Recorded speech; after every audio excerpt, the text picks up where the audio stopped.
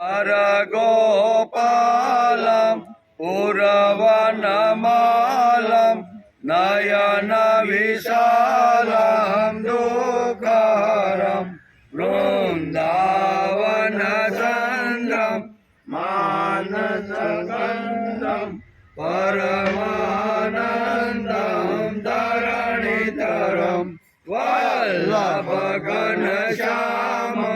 पूर्णकामम् अत्यभिरामं प्रीतिकरं भजनन्दकुमारं सर्वसुखसारं तत्त्वविशारं ब्रह्मपरं सुन्दरवारिजवदनं नीतितमदनं आनन्दसदनं मुकुटधरं कुञ्जाकृतिहारं विपिनविहारं परमोदारं क्षीरहरं वल्लभपटप्रीतं कृतयुपवृतं करणवनीतं विबुधवरं भजनन्दकुमारं सर्वसुखसारं तत्त्वविशारं ब्रह्मपरं शोभितमुखदूरं यमुनागोरं निपटयतोरं सुखदकरं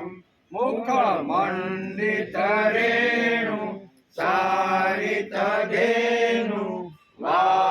वादितवेणु मधुरसुरं वल्लभमतिविमलं शुभपदकमलं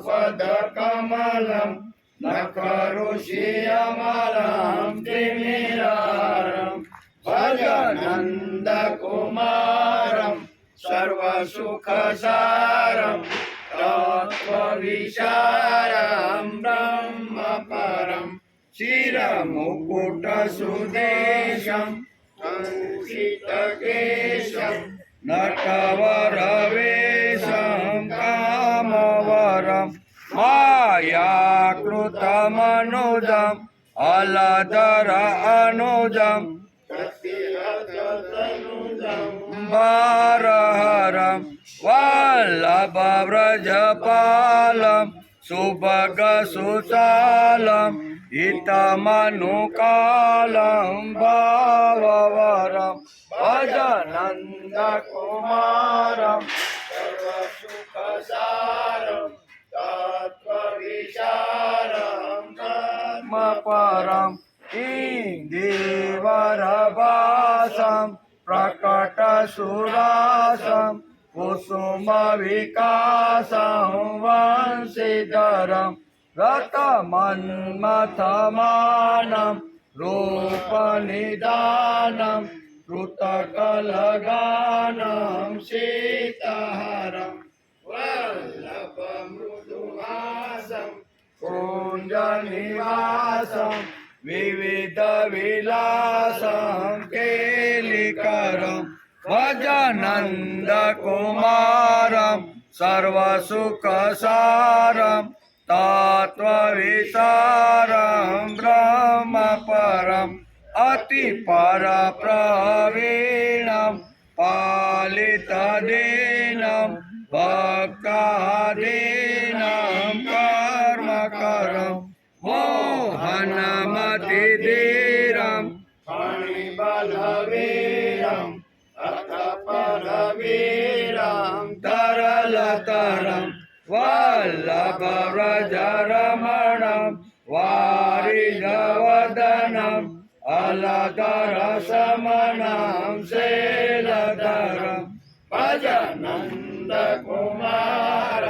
सर्वसुखसारं तत्त्वविशारं ब्रह्मपरं जलधरतुतीयजनं ललितत्रिभङ्गं बहुकृतरङ्गं रसिकवरं गोकुलपरिवारं मदनाकारं कुञ्ज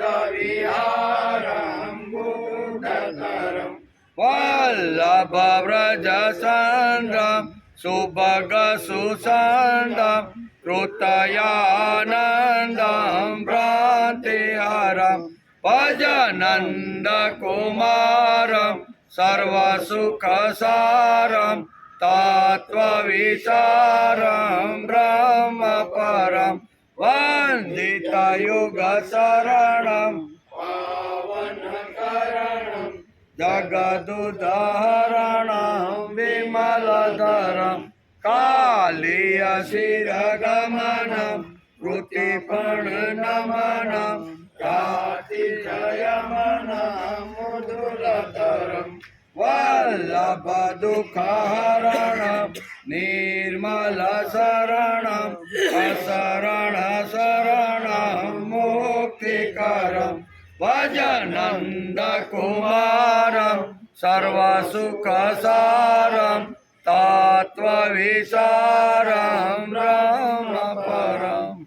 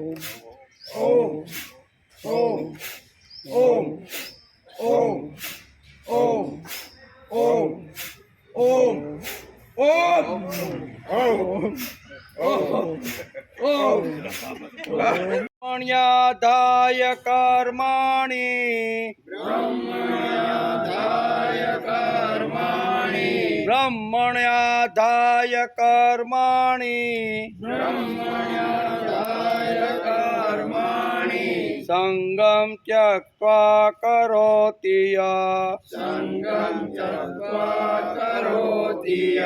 संगं त्यक्त्वा करोति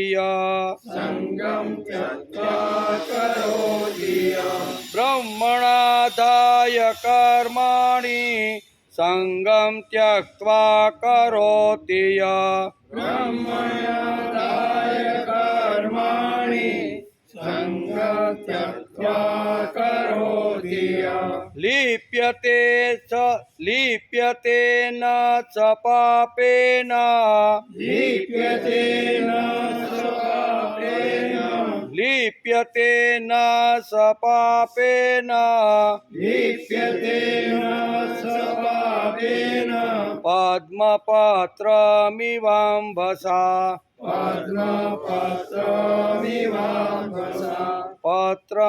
पद्मपत्रमिवाम्भसा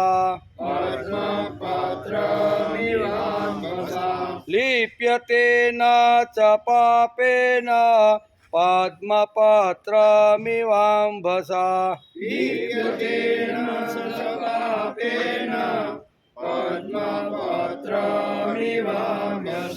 ब्राह्मण्याधाय कर्माणि संगं त्यक्त्वा करोति लिप्यते न च पापेन पद्मपत्रमिवाम्भसा ब्रह्मण्याधाय कर्माणि संगं त्यक्त्वा करोति लिप्यते न स पापेन पद्मपत्रमिवाम्भसा कायेन मनसा बुद्ध्या कायेन मनसा बुद्ध्या कायेन मनसा बुद्ध्या कायेन मनसा बुद्ध्या केवलेरेन्द्रियरपि केवलेरेन्द्रियरपि केवलेरिन्द्रियैरपि केवलेरिन्द्रियैरपि कायेन मनसा बुद्ध्या केवलेरिन्द्रियैरपि कायेन मनसा बुद्ध्या केवलेरिन्द्रियैरपि योगिना कर्म कुर्वन्ति योगिना कर्म कुर्वन्ति योगिना कर्म कुर्वन्ति योगिना कर्म कुर्वन्ति संगं त्यक्त्वा शुद्धये संगं त्यक्त्वा शुद्धये संगं त्यक्त्वात्मशुद्धये संगं त्यक्त्वात्मशुद्धये योगिना कर्म कुर्वन्ति संगं त्यक्त्वात्मशुद्धये योगिना कर्म कुर्वन्ति संगं त्यक्त्वात्मशुद्धये कायेन मनसा बुद्ध्या केवलेरिन्द्रियैरपि योगिना कर्म कुर्वन्ति संगं त्यक्त्वात्मशुद्धये कायेन मनसा बुद्ध्या केवलेरिन्द्रियैरपि योगिना कर्म कुर्वन्ति संगं त्यक्त्वात्मशुद्धये 10-11 સાથે ब्रह्मण्याधाय कर्माणि संगं त्यक्त्वा करोति लिप्यते न स पापेन पद्मपत्रमिवाम्भसा कायेन मनसा बुद्ध्या केवलेरिन्द्रियैरपि योगिना कर्म कुर्वन्ति संगं त्यक्त्वात्मशुद्धये संगं त्यक्त्वात्मशुद्धये हरि ओम वसुदेवसुतं देवं कंसचाणूरमर्दनं देवकी परमानन्दं कृष्णं वन्दे जगद्गुरु गुरुर्ब्रह्मा गुरुर्विष्णु गुरुर्देवो महेश्वर गुरु साक्षात् परब्रह्म तस्मै श्री गुरुवे नमः नारायणं नमस्कृत्यं नरं देव नरोत्तमं देवी सरस्वती व्यासं ततो जयमुदीरये ततो जयमुदीरये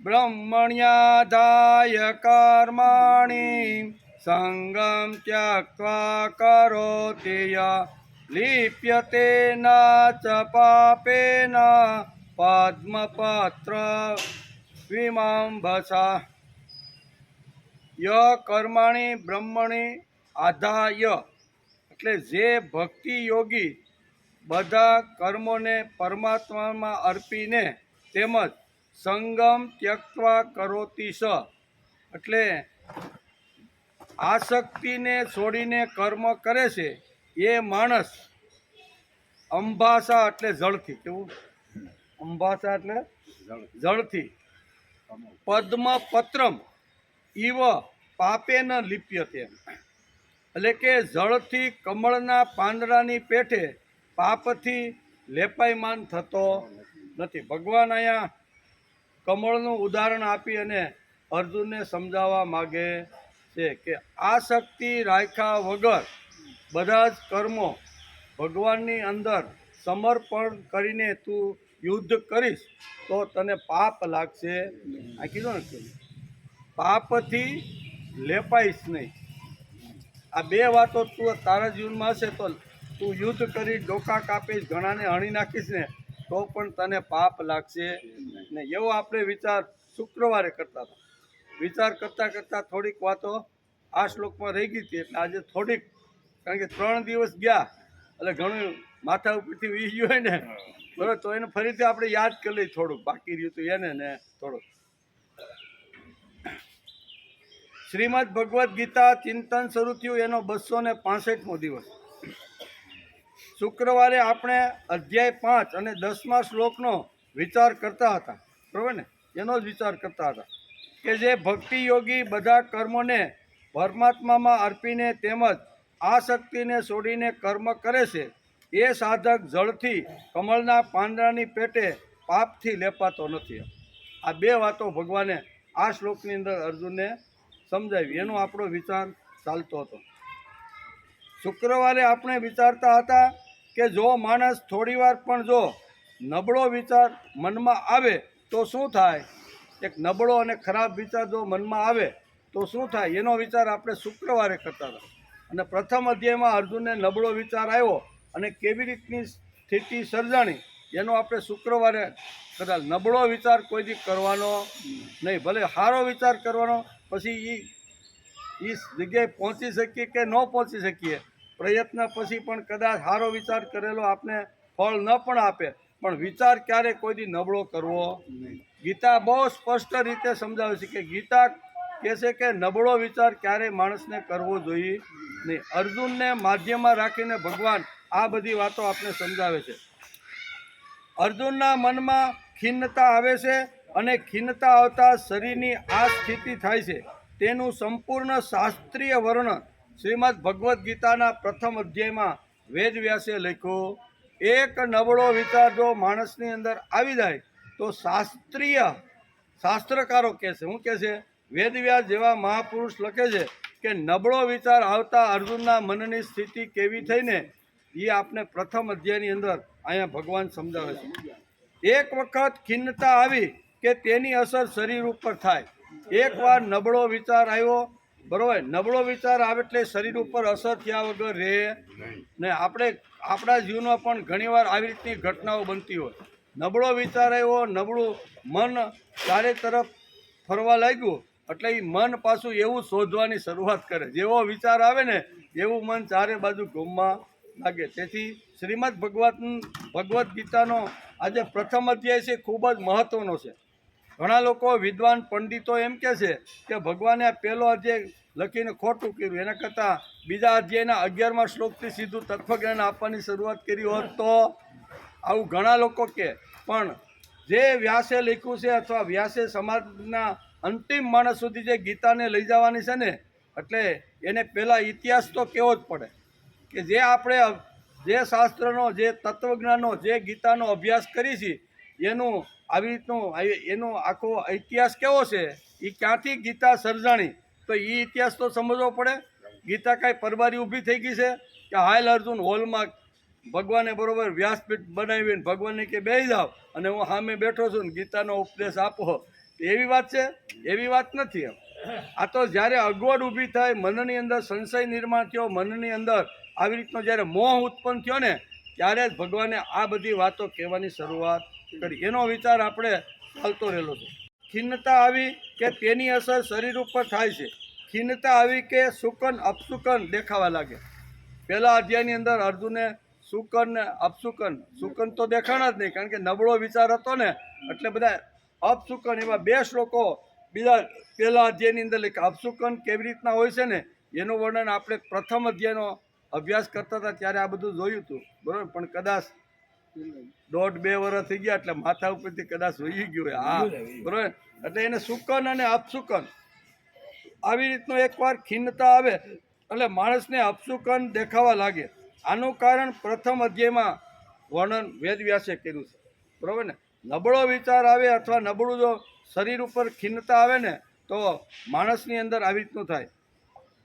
અર્જુન વિષાદ યોગમાં અર્જુન સ્ત્રેણ બન્યો છે. કેવો?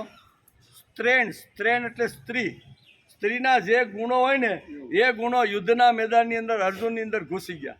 હકીકતે હોવા જોઈએ.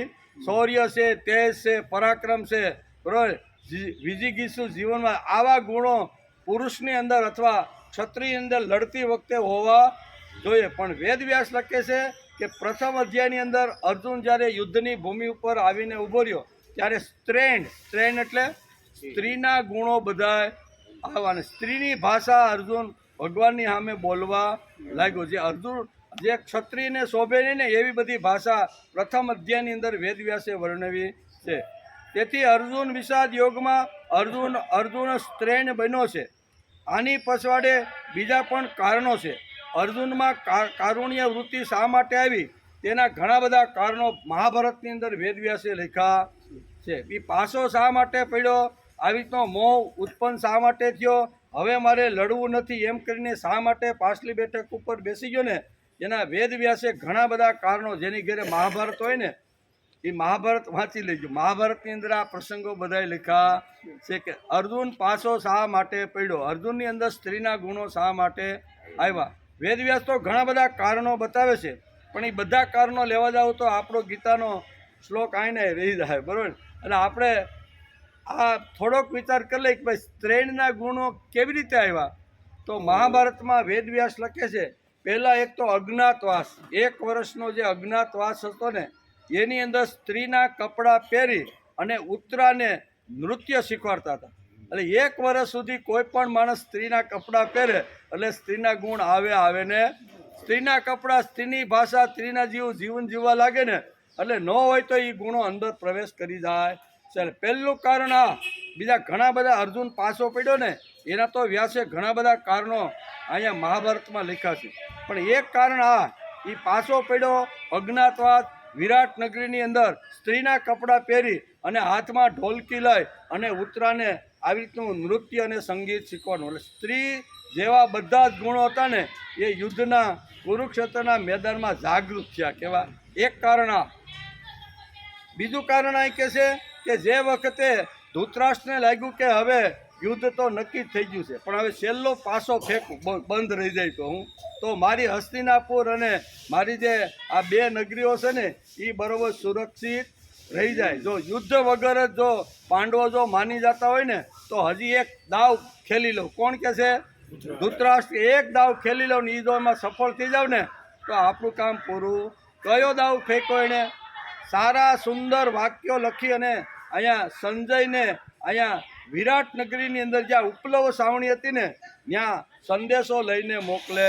સંદેશામાં શું લખ્યું હતું એ આની પહેલાંય આપણે એકવાર જોયું હતું, પણ કદાચ યાદ ન રહ્યું હોય તો ફરીથી આપણને વાગોળી દઈ કે ભાઈ સંદેશામાં ધૃતરાષ્ટ્રે લખ્યું હતું કે તમે ધાર્મિક લોકો છો, તમે સજ્જન લોકો છો, તમે પવિત્ર લોકો છો, તમે પિતાની આજ્ઞાનું પાલન કરવાવાળા છો, તમે ક્યારેય અહિંસામાં માનતા નથી, બરાબર, તમે ક્યારેય હિંસાની અંદર માનતા નથી, બરાબર. એટલે હિંસા કરવી મોટામાં મોટું પાપ છે અને હિંસા કરવી એ પાપ છે અને પાપને હિસાબે માણસ મૃત્યુ પામે ત્યારે નરકમાં જાય છે.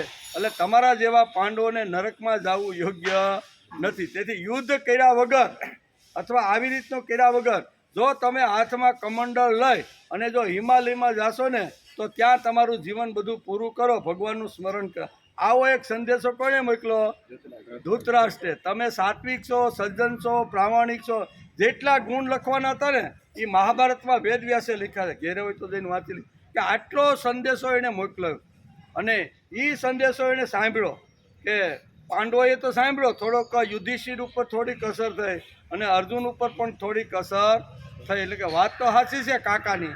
કાકાએ કીધું કે ડોકા કાપીને કોઈની હત્યા કરવી, હણવાને એ તો મોટામાં મોટું પાપ છે. તમારા જેવા ધાર્મિક લોકો, તમારા જેવા સારા સજ્જન લોકો આવા ડોકા કાપીને પાપને ભેગું કરવાનું કરશે નહીં. તેથી મારી આજ્ઞા માનો તો આજ્ઞા અને મારો સંદેશો માનો તો સંદેશો, એમ કરી અને ધૃતરાષ્ટ્ર ઘણી બધી વાતો એમાં લખે છે, પણ બધી વાતો કહેવાનો અત્યારે આપણી પાસે ટાઈમ નથી, ઘેરે વાંચી લેજો. એટલે કહેવાનો અર્થ કે આ ત્રણના જે ગુણો છે કુરુક્ષેત્રની અંદર આ અર્જુનના મનમાં કેવી રીતે આવ્યા એના ઘણા કારણો વ્યાસે લખ્યા છે. એમાં આ 2 કારણો તો બહુ અગત્યના છે, બીજા બધા ઘણા બધા કારણો છે, પણ 2 કારણો અગત્યના છે કે સંજય વિષ્ટિ અથવા સંજયના સંદેશ અથવા ધૃતરાષ્ટ્રે જે લખીને મોકલ્યું ને એની અસર અર્જુન ઉપર કુરુક્ષેત્રના મેદાનમાં થઈ છે. એટલે તો એ પૂછે છે, નકર 10 દિવસના યુદ્ધ પછી પૂછવાનું કારણ શું? યુદ્ધ ક્યારે શરૂ થયું? તો કે 10 દિવસ પહેલાં 10મા દિવસે જ્યારે યુદ્ધ શરૂ થયું ત્યારે સંજય હસ્તિનાપુરની અંદર ધૃતરાષ્ટ્રને પૂછે છે કે ધર્મક્ષેત્રે કુરુક્ષેત્રે સમવેતા યુયુત્સવ મામકા પાંડવા તેવ કિમ કુર્વત સંજય. આ પૂછવાનું કારણ શું છે? તો ઉપલવ્ય સાવણીમાં પાંડવોને મોકલો તો એમાં પાંડવ પક્ષમાં કોઈને મારા સંદેશાની અસર થઈ કે નહીં એ એને જાણવું હતું. હું નહીંતર એને તો ખબર હતી લડવા માટે આવે ત્યાં તો યાહમ કરીને કૂદી પડો, લડાઈ તો શરૂ થઈ જાય. જે હેતુથી આવ્યા હોય લડાઈ તો શરૂ થઈ જાય ને. તો લડાઈ શરૂ થઈ કે નહીં એમ પૂછવાને બદલે હું પૂછું કિમ કુર્વત સંજય. પાંડવો અત્યારે યુદ્ધના મેદાનમાં ઊભા છે તો એ કેવી રીતના છે? એ શા માટે પૂછ્યું કે મારા સંદેશાની અસર આ પાંડવોમાંથી કોઈ ઉપર થઈ છે કે નહીં? અને થઈ કોના ઉપર? અર્જુન ઉપર બરોબર આ અસર થઈ ગઈ છે. એટલે અહીં લડવાની ના એટલે પાડે, બરોબર. ઘણી બધી અસરો થઈ છે એના ઉપર, પણ આ વેદવ્યાસ લખે છે કે આ 2 અસરો એના ઉપર ખૂબ જ મોટી અસર કરી છે. એટલે તેથી અર્જુન વિષાદમાં અર્જુન શ્રેણ બન્યો છે. આની પછવાડે બીજા ઘણા બધા કારણો છે. અર્જુનમાં કારુણ્ય વૃત્તિ તે એટલે કે રાજ્ય એટલે કે સંજય વિષ્ટિનું પરિણામ છે. કેવું? સંજયે જે વિષ્ટિ કરવા માટે ધૃતરાષ્ટ્રે જે મોકલ્યો ને એનું પરિણામ છે. એટલે ધૃતરાષ્ટ્રે જે શસ્ત્ર વાપર્યું હતું ને તે ફોગટ ગયું નથી. બરોબર. એને અંત સમયે પણ યુદ્ધ બંધ રહે ને એના માટે અંતિમ શસ્ત્ર આ આંધળા બાડાએ શું કર્યું? ધૃતરાષ્ટ્રે આ શસ્ત્ર વાપર્યું છે. એટલે સંજયે કીધું ભાઈ આ અસર થઈ છે. હું કોના ઉપર?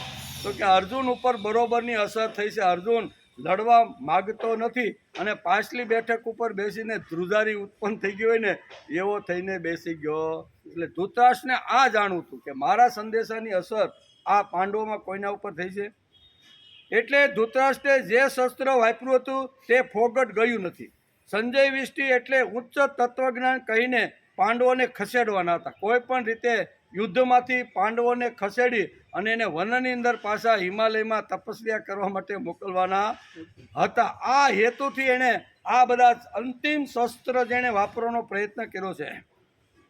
શ્રી કૃષ્ણ ભગવાને તેના પરની બીજી દવા આપી ખરી, પણ પહેલાં સંજય વિષ્ટિની એસિડ પીધો હતો તેથી એને બહુ વાર લાગ્યા ઉતારતા. હું ઘણીવાર એસિડ પીવે કોઈ મરવા માટે, આપણે ઘણીવાર જોતા હોય પી જ નાખ્યું પછી ખબર પડે સગા સંબંધી અને તાત્કાલિક હોસ્પિટલ લઈ જાય. હવે એ તો આંતરડા બધે પહોંચી ગયો એટલે એક તો શરીરની અંદર બધું અંદર તો ખળભળાટને બળી ગયું હોય છે. હવે એને હાજુ કરતાં વાર લાગે કે નહીં?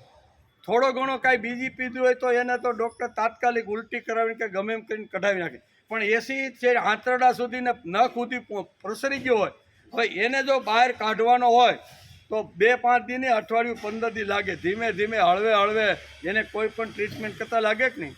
એમાં પહેલાં એસિડ પી દીધો કોઈને. અર્જુને એવો સંજય વિષ્ટિનો એસિડ પીધો છે. ભગવાન વિચાર કરે કે જબરજસ્ત અસર આના ઉપર થઈ છે. એનું કારણ સંજય વિષ્ટિ છે. ભગવાન વિચાર કરે છે કે હું ઉપલવ સાવણીમાં જો ન હોત ને તો આ પાંડવો ક્યારના વનમાં ચાલ્યા ગયા હોત. પણ અત્યારે એની અસર થઈ છે અર્જુન ઉપર. એટલે એસિડ પીધેલો માણસ હોય એ એસિડ દૂર કરી અને જો એને સાજો અને તંદુરસ્ત રાખવાનો હોય તો ઘણો સમય 2-5 મહિના એને વાર લાગે, કારણ કે અંદર પ્રસરી ગયો છે. તેથી આંતરડા નબળા થઈ જાય. કેવા? એસિડ પીવે એટલે શું થાય? અહીંયા એસિડ કોનો પીધો? ધૃતરાષ્ટ્રે જે સંજય વિષ્ટિ કરીને જે મોકલો ને અહીંયા ભગવાન બહુ સ્પષ્ટ કે અર્જુને જે પીધો છે ને એસિડ પીધો. હવે આ એસિડ પીધો એટલે કાંઈ ધીમે ધીમે સાંખ્ય યોગ જ્ઞાનની વાત કે પરબરો માની ન લે. પછી જ્ઞાન અને સાંખ્ય બંને ભેગા એટલે જ્ઞાન અને કર્મયોગની વાત કરો તોય માની ન લે. એટલે ભગવાને ત્રીજું પ્રકરણ શરૂ કર્યું કે આનો એસિડ કોઈ રીતે ઉતરતો નથી એટલે કે બીજા અધ્યાયની અંદર એને સાંખ્યશાસ્ત્ર સમજાવ્યું, ત્રીજા અધ્યાયની અંદર એને કર્મયોગ સમજાવ્યો, અને ચોથા અધ્યાયમાં પણ આ જ વાત આગળ ભગવાન અહીંયા કરે છે કર્મયોગની. અને હવે ભગવાન આ 5મા અધ્યાયની અંદર અહીંયા ભક્તિ યોગ, હવે આનો એસિડ કોઈ પણ રીતે ઉતરે અને હાથમાં ધનુષ લે અને એનો રોગ મુક્ત થાય ને એટલા માટે ભગવાને ભક્તિ યોગની શરૂઆત કરી છે. કે ભક્તિ હવે સમજાવું, જ્ઞાન સમજાવ્યું, કર્મ સમજાવ્યું, અને હવે જો ભક્તિ સમજાવું અને જો કોઈ આ પાછલી બેઠક ઉપર બેસેલો અર્જુન જો ઊભો થઈ જાય ને એમ કરીને ભક્તિ સમજાવે છે. ભક્તિમાં 2 વાતો આવે, કેવી કે જે ભક્તિ એટલે કે ભક્તિ યોગી બધા કર્મોને પરમાત્મામાં અર્પીને, કેવો ભક્તિ યોગી એટલે કોણ, ભક્ત એટલે કોણ, તો કે જે કાંઈ બધા કર્મો કરે છે એ ભગવાનના ચરણે સમર્પિત કરવાના. ભક્તિની પહેલી ભૂમિકા, ભક્ત થવા માટે પેલો કયો ગુણ છે કે હું જે કાંઈ કૃતિ કરું, હું જે કાંઈ કર્મ કરું ને એ ભગવાનના ચરણે ધરી દેવાનું. કે ભગવાન તારી કૃપાથી તું અંદર બેઠો છે ને તેથી જ હું આ બધા કર્મો કરી શકું છું. એટલે જેના દ્વારા જેણે મને કર્મની શું કહેવાય આવી રીતનું કરાવ્યું છે ને એના ચરણની અંદર મારે આ બધા કર્મો ધરી દેવા જોઈએ. તેથી અહીં કહે છે કે પ્રથમ વાત છે જે ભક્તિ યોગી બધા કર્મોને પરમાત્મામાં અર્પીને તેમજ અનાસક્ત એટલે કે આસક્તિ છોડીને કર્મ કરે. કેવા આસક્તિ છોડીને જે કર્મ કરે. આ 2 વાતો ભગવાને આ શ્લોકમાં સમજાવવાનો પ્રયત્ન કર્યો. ભક્તિ યોગ સમજાવતા ભગવાન કહે છે કે બધા કર્મોને પરમાત્મામાં અર્પણ કરવાના અને અનાસક્ત થઈને કર્મ કરવાના, અને એમાં જે કાંઈ ફળ આવે એ પ્રભુના ચરણે જો ધરી ગયો ને તો એને પાપ લેપાયમાન કરતું નથી. આ ભક્તિની ભૂમિકા ભગવાન અહીં શ્રીમદ ભગવદ્ ગીતાના 5મા અધ્યાયની અંદર અહીંયા 10મા શ્લોકની અંદર આ વાત સમજાવે છે. એનો વિચાર આપણે શુક્રવારે પણ કર્યો હતો. આજે પણ થોડીને અર્જુનને કીધું કે ભાઈ જો તારે અહીં કીધું ને કે જો પાપથી લેપાયમાન ન થવાનું હોય ને તો આ 2 વાતો તારે જીવનમાં લાવવાનો પ્રયત્ન કરવો જોઈએ. તેથી તું ડોકા કાપીશ ને અને ડોકા કાપ્યા પછી મારા ચરણે એ કૃતિ કર્મ ધરી દઈશ ને તો તને પાપ લાગશે નહીં. પણ મેં કાપ્યા, મારાથી ત્યાં હું લડવૈયો હતો, મારી પાસે ધનુષ હતું, મારી પાસે ગાંડીવ હતું અને મેં આ બધાને ખલાસ કર્યા, એવી જો વૃત્તિ હશે ને તો 100% તને પાપ લાગવાનું. શું કહે છે ભગવાન? બહુ સ્પષ્ટતા આ શ્લોકની અંદર કરે છે.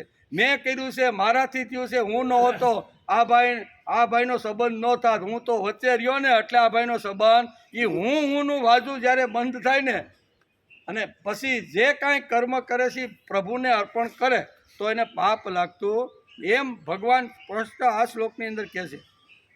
તેથી આંતરડા નબળા થઈ ગયા હતા, આ સંજય વિષ્ટિનું પરિણામ છે. બીજું કારણ સ્ત્રી સાનિધ્યનું પરિણામ છે. 2 વસ્તુ અહીંયા વેદવ્યાસ લખે છે. કારણો તો ઘણા છે પણ મહાભારતની અંદર વેદવ્યાસે અહીંયા સ્ત્રીને શા માટે અર્જુન બની ગયો ને એના કારણો દર્શાવ્યા છે. અર્જુન 1 વર્ષ સુધી અજ્ઞાતવાસમાં રહ્યો હતો. તે વખતે તે સ્ત્રીઓના ટોળામાં રહી અને ઉત્તરાને સંગીત શીખવતો હતો.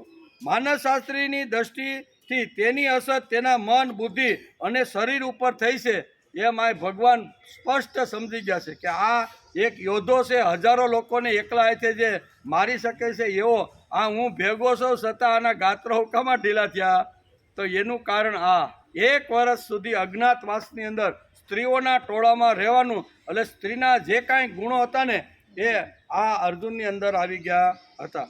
બીજી વાત, માનસશાસ્ત્રી દ્રષ્ટિથી તેના મન બુદ્ધિ ઉપર અસર થઈ છે. તેનાથી વીરવૃત્તિ મટી ગઈ અને સતત સ્ત્રી સાન્નિધ્ય સેવનાર માણસો સુવાળા થાય છે અને તેમની અંદર કારુણ્ય આવતું જાય છે. પહેલા અર્જુન કોની સાથે પરણ્યો હતો? પહેલા કોને પરણ્યો હતો? પેલા જે યુદ્ધના મેદાનમાં આવ્યો ને એ પેલા ગાંડી ઉપાડ્યું રથમાંથી. ભગવાને કહે છે કે મારો રથ તમે મધ્ય ભાગમાં, ત્યારે કોને પરણીને આવ્યો તો? એ ભૂલાઈ ગયું. બસ શુક્રવારે વાત કરી. વીર વૃત્તિને કેવી એની અંદર જે વીર વૃત્તિ હતી ને એણે એની સાથે લગ્ન કર્યા હતા કે હું વીર છું, બળવાન છું, શક્તિશાળી છું, દુનિયાનો કોઈ યોદ્ધો મને મારી શકે. આવી વીર વૃત્તિને પરણીને યુદ્ધમાં આવ્યો અને આ બંને સેનાની વચ્ચે ભગવાને જ્યારે રથ ઊભો રાખ્યો ને ત્યારે એની અંદર કારુણ્ય વૃત્તિ જાગી. કેવી? દયા. કારુણ્ય એટલે દયાની વૃત્તિ એની અંદર જાગ્યું. તો પહેલાં વીર વૃત્તિને જન્મો એની સાથે લગ્ન કર્યા હતા. એને કીધું કે જેમ એક રાજાને બે રાણી હોય ને, આપણે દ્રષ્ટાંત શુક્રવારે આપ્યું હતું કે એક રાજાને બે રાણી હોય, એક માનીતી અને એક આવું તો રહેવાનું જ નહીં. એટલે વીર વૃત્તિને પરણેલો જે હતો ને, એણે કીધું કે ભાઈ તારી હારે છૂટાછેડા, તારી હારે આપણે કાંઈ હવે લાગે વળગે નહીં. શા માટે? કારુણ્ય ઘૂસી ગઈ. કારુણ્ય નામની જે સ્ત્રી હતી ને, એ એના મનમાં ઘૂસી ગઈ. એટલે કારુણ્ય આવ્યું અને વીર વૃત્તિ ત્યાંથી વિદાય લે છે. ભગવાન વિચાર કરવા લાગ્યા કે વીર વૃત્તિથી લડવા, અને વીર વૃત્તિ જેના નસે નસમાં લોહીની અંદર જે થનગણતી રહેલી છે, એની અંદર આવું આવ્યું ક્યાંથી? એટલે ભગવાન સમજી ગયા કે આની હારે લગ્ન કર્યા. કોની હારે? કારુણ્ય એટલે દયા. એનો એક અર્થ શું થાય? દયા. ભાઈ આપણે કોઈને મારવા નથી, દયા આવી ગઈ પરવારી. એટલે ભગવાન વિચાર કરે છે કે હવે આનું કરવું શું? એટલે ભગવાને પછી ઘણી બધી વાતો એને કહેવાની શરૂઆત કરી. તેથી કુરુક્ષેત્રના યુદ્ધના મેદાનમાં અર્જુન ઉપર સંજય વિષ્ટિ અને સ્ત્રી સહવાસની અસર દેખાય છે. હૃદયમાં કોમળતા, કારુણ્ય, દયા જરૂર હોવા જોઈએ. અર્જુનની અંદર આ કોમળતા આવી, દયા આવી, કારુણ્ય આવ્યા, બધું આવ્યું ને, એટલે તો ધનુષ ફેંકી દીધા કે ભગવાન હવે મારે લડવું નથી, તમારે જે કરવું હોય કરો, હું તો હવે લડવા. આ કારુણ્ય આવી, દયા આવી, આ બધું આ આવ્યું. એનું કારણ શું છે? કોમળતા આવી ગઈ, એકદમ કોમળ થઈ ગયો. બરાબર ને? તો આ ત્રણ વાતો અહીંયા શાસ્ત્રકારો ગીતા આપણે કહે છે કે અર્જુનની અંદર આ ત્રણ વાતો અહીંયા યુદ્ધના મેદાનમાં આવ્યા પછી ત્રણ વાતો એના જન્માય. હૃદયમાં કોમળતા આવી, કારુણ્ય આવ્યું, દયા આવી. એ જરૂર આવવા જોઈએ. પણ અત્યારે પરિસ્થિતિ કઈ છે? દયા આવી જ જોઈએ. આપણે કોઈ સારા કામ કરતા હોય તો એ વખતે જરૂર, પણ અત્યારે તો યુદ્ધનું મેદાન છે. આમાં કરુણાય ન હાલે, દયાય ન હાલે ને કોમળતા ન હાલે. આવ્યો છે તો ઝીકો હશે, એ જ કામ હાલે. હું સામે દુશ્મન આવ્યો છે તો એને ખલાસ કરવું, એ જ વીર વૃત્તિ અહીં કામ લાગે. અહીંયા કારુણ્ય વૃત્તિ કામ લાગે નહીં. એમ ભગવાન અહીં પોતે બહુ સ્પષ્ટ સમજાવે છે. કાંઈ કારુણ્ય વૃત્તિ તારે લાવવાની જરૂર, આ યુદ્ધનું મેદાન છે.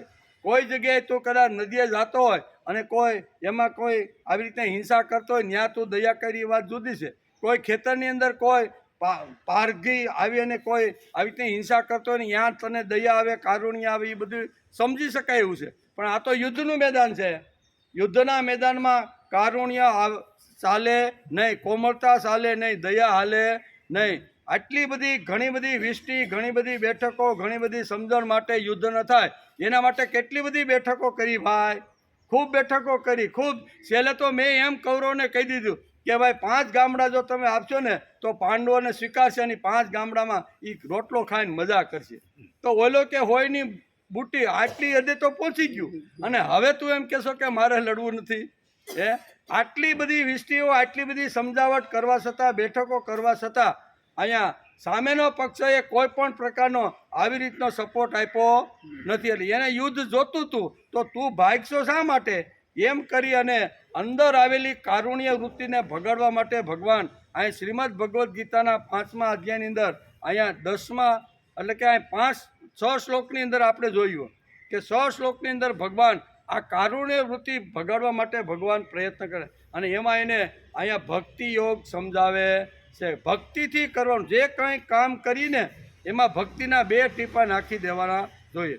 કોમળતા, કારુણ્ય, દયા જરૂર હોવા જોઈએ, પણ હૃદયમાં કોમળતાની સાથે વીર વૃત્તિ રહેવી જોઈએ. એને તે શું કહેવાય, દેશવટો આપી દીધો અને આ તે કારુણ્યની વૃત્તિની સાથે પરણી ગયો ને ભાઈ, એ તારી ભૂલ છે. તારે વીર વૃત્તિ રાખીને પછી પરણતો કાંઈ વાંધો નથી એમ કે. તેથી વીર વૃત્તિ રહેવા જોઈએ, નહીં તો કેવળ કારુણ્ય વૃત્તિથી બુદ્ધિ ભ્રષ્ટતા આવી. તેથી અર્જુનની બુદ્ધિ ભ્રષ્ટતા આવી એ ભગવાન બરોબર સમજી ગયા, અને તેથી એના ઉપર ધીમે ધીમે એસિડ તો બહુ પીવાઈ ગયું છે, પણ હવે અર્જુનને જીવતો રાખવાનો છે. એટલે ભગવાન ધીમે ધીમે સાંખ્ય શાસ્ત્રથી શરૂઆત કરે. સાંખ્ય એટલે જ્ઞાન આપવાની શરૂઆત કરે. એક એક શ્લોકની અંદર ભગવાન સમજાવતા સમજાવતા એને ભક્તિ સુધી લાવવાનો પ્રયત્ન કરે છે. તેથી આ શ્લોકની અંદર ભગવાને બહુ સ્પષ્ટતા કરી છે.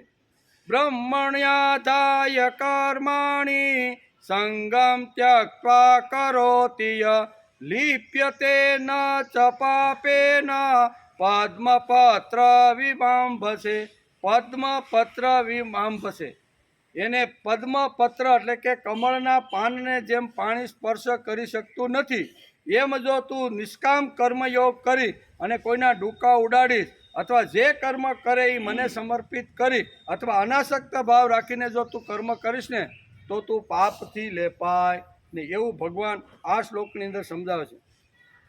સંગ ત્યક્ત્વા કરોતિ, આ શબ્દ આપણો એક રહી ગયો તો છેલ્લે શુક્રવારે, બરોબર? તો એનો આજે આપણે અભ્યાસ કરી લે. સંગમ ત્યક્ત્વા કરોતિ, સંગ એટલે સંબંધ. સંગ એટલે સંબંધ, સંગ એટલે સંબંધ, અને બીજો અર્થ થાય છે સંગ એટલે આસક્તિ. આ બે અર્થો થાય, આસક્તિ અને આસક્તિ છોડીને તારે કર્મ કરવું જોઈએ. કોઈનો ખરાબ લોકોનો સંગ કર્યા વગર સારા લોકોનો સંગ સાથે તારે જીવવું જોઈએ. એવા બે અર્થો ભગવાને શ્રીમદ ભગવદ્ ગીતામાં અહીંયા સંગ ત્યક્ત્વા કરોતિ, સંગ શબ્દ વાપર્યો છે. તો સંગ એટલે કોણ? તો સંગ એટલે સંબંધ. કેવા લોકોની સાથે સંબંધ રાખવાનો અને કેવા લોકોની સાથે નહીં રાખવાનો, એ બહુ સ્પષ્ટતા ભગવાને આ શ્લોકની અંદર સમજાવી છે. સંગમ ત્યક્ત્વા એટલે સંબંધ છોડીને, એ અર્થ યોગ્ય નથી. કેમ કે કર્મેન્દ્રિયો અને હુંનો સંબંધ તો રહેવાનો ને, આપણો જે હું છે તે અને આપણી જે કર્મેન્દ્રિયો છે તે, એનો સંબંધ મરીએ ત્યાં સુધી રહેવાનો કે નહીં. આંખ છે એટલે માણસ જોવાનો, આંખનો સંબંધ વિષય સાથે આવે ને, વિષય એટલે બધું દેખાય છે તે. પછી કાન છે એટલે આપણે સાંભળવાના છે, બરાબર? જીભ છે એટલે બોલવાના છે, ત્વચા છે એટલે સ્પર્શ થવાનો જ છે. આ બધું છે કે નહીં? આ બધી આ ભગવાન એ કહે છે કે જ્યાં સુધી માણસનો જન્મ થાય અને અંત સમય આવે ત્યાં સુધી માણસનો અહીંયા સંગ કોની સાથે રહે? વિષયો અને ઇન્દ્રિયો, એ બેનો સંગ રહેવાનો. કદાચ આ કપડાં ઉતારી અને ભગવા વસ્ત્ર ધારણ કરો તો પણ સંગ રહેવાનો. એ તો એ કોઈની તાકાત નથી કે એ સંગમાંથી માણસને છોડી શકે, બરોબર ને?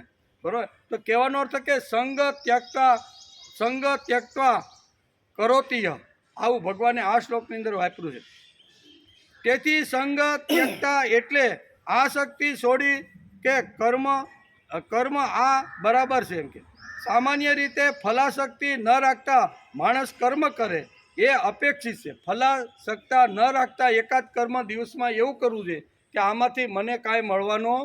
ફલાશક્તિ ન રાખતા એકાદ કર્મ એવું કરવું છે કે જે ભગવાનને ગમે એમ. એટલે ફલ ત્યક્તા એટલે છોડીને, એમ આવી રીતે આસક્તિ છોડીને.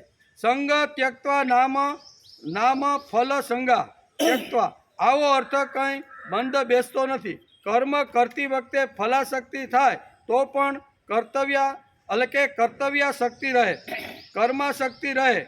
એટલે આ શક્તિ તો રહે જ, આ ન હોય તો ક્રિયા શક્ય નથી. આ શક્તિ વગર ક્રિયા શક્ય નથી. આપણે પણ આસક્તિ જ થઈ ને, ચાલો આપણે વડલા હેઠે જવું છે, એ પણ ભલે ને આધ્યાત્મિક, પણ આસક્તિ તો ખરી જ નહીં. ઘણી આધ્યાત્મિક આસક્તિ હોય, ઘણી કૌટુંબિક આસક્તિ હોય, ઘણીવાર વેપારની અંદર આસક્તિ હોય, ઘણીવાર સમાજ પ્રત્યે આસક્તિ હોય, ઘણીવાર આવું બધું હોય કે નહીં. એટલે આસક્તિ તો દરેક જગ્યાએ છે, પણ આ શક્તિને કેવી બનાવવાની? સંગ કોની સાથે રાખવાનો? તો કે સજ્જનો જોડે હંમેશા સંગ રાખવો જોઈએ. એટલે માણસ કોઈ દિવસ આ શક્તિ છોડી શકતો નથી. વિષયો અને અહીંયા શું કે ઇન્દ્રિયો રહેવાની. ગમે એટલો બહારનો દેખાવ તમે શું કહેવાય, બહારનો દેખાવ જેટલો વધારો અને ખાલી વધારો તો એનાથી કાંઈ આસક્તિ ઓછી થાય અથવા જતી નહીં. શા માટે? તો કે આ ભગવાને બધું નિર્માણ કરેલું, માનવ બનાવ્યો ત્યારે બધું જ. આજે 19 તત્વ, ઘણા 19 કહે છે, ઘણા 26 કહે છે, ઘણા 15 કહે છે, ઘણા 2 તત્વો કહે, ઘણા 5, અલગ અલગ આવી રીતની માન્યતાઓ છે કે આ અલગ અલગ તત્વોથી બનેલું જે આ શરીર છે, એ શરીર ભગવાને નિર્માણ કરેલું છે. અને ભગવાને જ્યારે આ શરીર નિર્માણ કરતો હતો ત્યારે અહમ નામની આસક્તિ અંદર મૂકી દીધેલી. એ કોઈ દી છૂટવાની નથી. કાં તો કોઈ નિસ્વાર્થ કરે ને કોઈ તો સ્વાર્થથી, પણ આસક્તિ તો રહેવાની. તેથી શુક્રવારે આપણે સપ્ત તીર્થનો વિચાર કરતા હતા. કેવું? 7 તીર્થો કીધા ને, કે 7 તીર્થોમાં જો સ્નાન કરે ને તો માણસ પવિત્ર અને એકદમ વિશુદ્ધ બની જાય છે અને ભગવાનના ખોળામાં સીધું એને સ્થાન મળે. એ 7 તીર્થો કયા? તો એમાં પહેલું તીર્થ આપણે જોતા હતા કે વિદ્યા તીર્થે ભવદી, એટલે કે વિદ્યા એ એક તીર્થ છે. વિદ્યા એટલે વિચાર, વિદ્યા એટલે જ્ઞાન. એ પણ એક તીર્થ આપણા શાસ્ત્રકારોએ કીધું છે. ખાલી આપણે કોઈ નદીના કિનારે મંદિરો હોય અથવા કોઈ આવી રીતના હોય તો એને ફક્ત તીર્થ કીધું, એ તો છે જ. પ્રગટ થયા હોય એ આપણા માટે તીર્થ છે. જ્યાં ભગવાને લીલાઓ કરી હોય એ આપણા માટે તીર્થ તો છે. એ બધા તીર્થ તો છે જ. પણ વિદ્યા એટલે જ્ઞાન, વિદ્યા એટલે અહીંયા વિદ્યા એટલે વિચાર, જબરજસ્ત જે વિચાર છે વિદ્યા છે ને, એને પણ આપણા શાસ્ત્રકારોએ અહીંયા શું કીધું છે? તીર્થ. તીર્થનો અર્થ થાય, તીર્થ સંસ્કૃત શબ્દ છે, એનું ગુજરાતી થાય છે પવિત્ર. તીર્થ એટલે શું?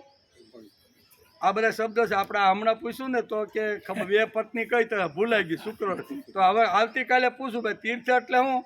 કાંઈ કાલ તો કાંઈ કીધું હતું તીર્થવાળું, પણ આજ કાંઈ યાદ રહ્યો ને. એટલે તીર્થ એટલે પવિત્ર, બરાબર ને? એક અર્થ એવો થાય છે. તેથી શુક્રવારે આપણે આ બધા તીર્થોની વાત ચાલતી હતી.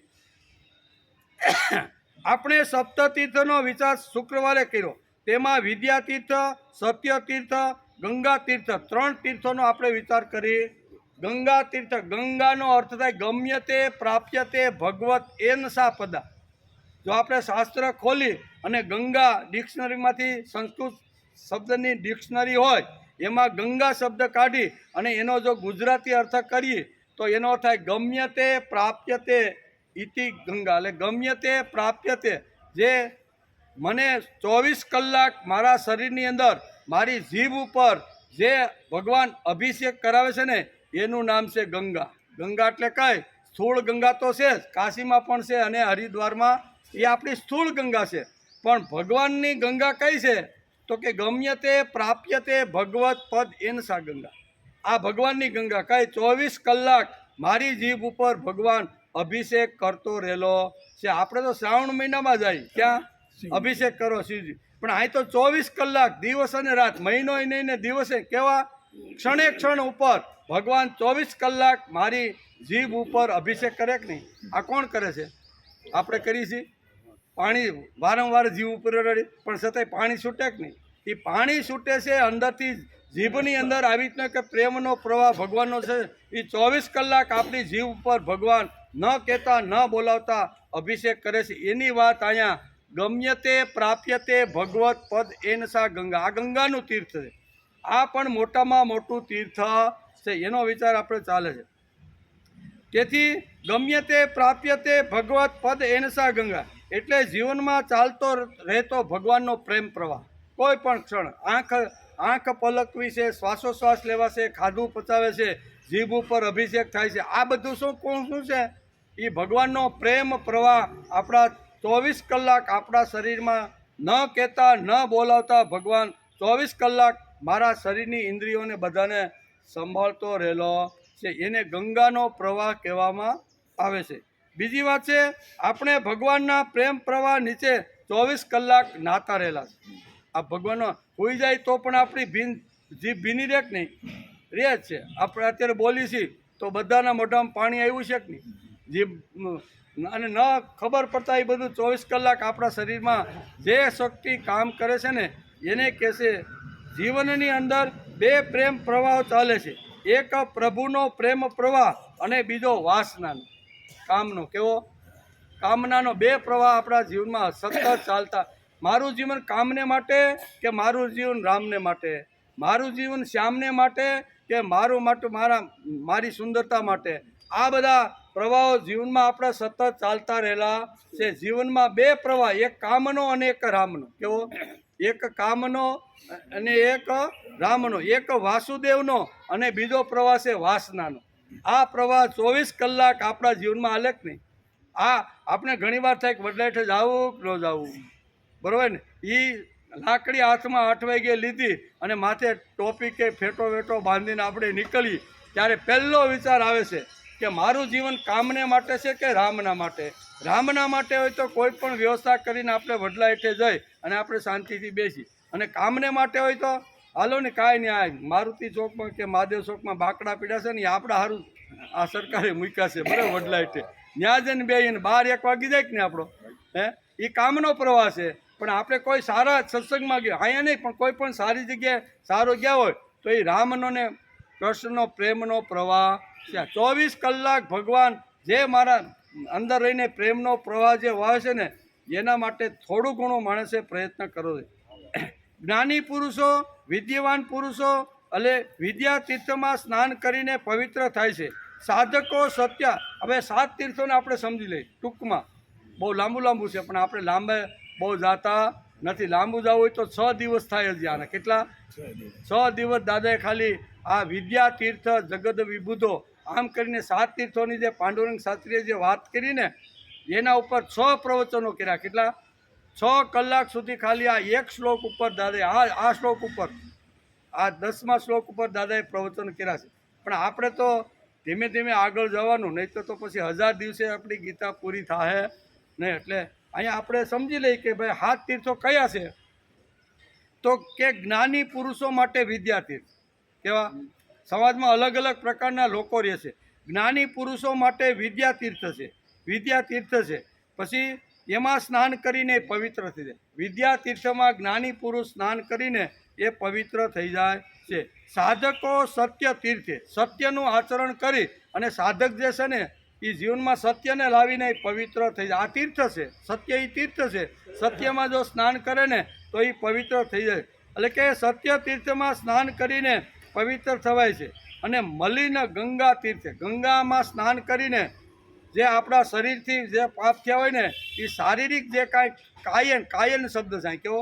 કાયન એટલે કાયાથી કરેલા જે પાપો છે એ ગંગાની અંદર ડૂબકી મારીને અથવા ગંગાની અંદર સ્નાન કરીને કાયાથી થયેલા પાપોનો યોગી. પછી યોગીઓ આવે તો યોગીઓ સવારે વહેલા 4 વાગે ઉઠી અને ભગવાનમાં ધ્યાન ધરીને ચિત્ત એકાગ્ર કરીને એ પવિત્ર થઈ જાય. આ પવિત્ર થવાના 7 તીર્થો ભગવાને, કારણ કે સમાજમાં અલગ અલગ લોકો રહેવાના, આવા બધા રહેવાના, તો કયો માણસ ક્યાં તીર્થ કરી શકે એ આપણે સ્પષ્ટતા કરી છે કે આવી રીતના લોકોએ આમાં સ્નાન કરીને પવિત્ર થઈ જાય છે. તેથી યોગીઓ ક્યાં? તો કે ધ્યાન ધરીને સવારમાં વહેલા ઉઠે, નાહી ધોઈને આસન લગાવી અને ભગવાનની સામે બેસી આખા શું કહેવાય 3 કાળ, ભૂતકાળ, ભવિષ્યકાળ, વર્તમાન કાળ બધું ભૂલી આખી દુનિયાને અને મન ભગવાનમાં એકાગ્ર જે કરે ને આ એક પવિત્ર તીર્થ છે. આપણને એમ થાય કે આપણે તો હરિદ્વાર જઈને એ તીર્થ છે, આપણે રામ જન્મભૂમિમાં જઈને રામના એ તીર્થ છે, આપણે કાશી એ તો છે જ, એ તો આપણા સ્થૂળ તીર્થ તો છે જ. પણ માણસ જે જગ્યાએ જ્યાં ઘરમાં જે કુટુંબમાં જે પરિવારમાં રહેશે ને એમાં પણ એ પવિત્ર થઈ શકે છે. તેથી આપણે 7 તીર્થોની વાત આપણા શાસ્ત્રકારોએ કરી છે. અને પાંડુરંગ શાસ્ત્રી એના ઉપર 6 પ્રવચનો 6 કલાક સુધી 6 વાર એને આવી રીતના પ્રવચનો કર્યા છે. તેથી યોગીઓ સવારે વહેલા ઉઠી ધ્યાન ધરી અને ક્ષત્રિયો યુદ્ધમાં લડીને પવિત્ર થાય છે. હું બધા માટે કીધું છે. ક્ષત્રિયોને જો પવિત્ર થવાનું હોય તો શું છે? તો કે આસુરી સંપત્તિનો નાશ કરી અને સમાજમાં દેવી સંપત્તિ ઊભી થાય. અને અસુર લોકો જે છે સમાજનું જે સત્યાનાશ કાઢવા જે બેઠા છે ને એનું હનન કરી અને હણી એ પણ એક તીર્થ છે. ભગવાન આવા તીર્થ સમજાવે છે કોને? કે ભાઈ આ તું તીર્થમાં સ્નાન કર, તું ક્ષત્રિય છો અને ક્ષત્રિય આ બધા આતતાઈઓ છે. કેવા? કોઈએ તને બાળવાનો પ્રયત્ન કર્યો, કોઈએ તને ઝેર ખવડાવવાનો પ્રયત્ન કર્યો, કોઈએ તારી સંપત્તિને હડપ કરીને જુગાર રમીને કોઈ પણ રસ્તેથી સંપત્તિ એના બાપની થાય ને એવા આતતાઈઓ આવો પ્રયત્ન કર્યો. ઉઠ, ઊભો થા અને આ આતતાઈઓને ખલાસ કર. આ તારું પવિત્ર તીર્થ. શું કહે છે?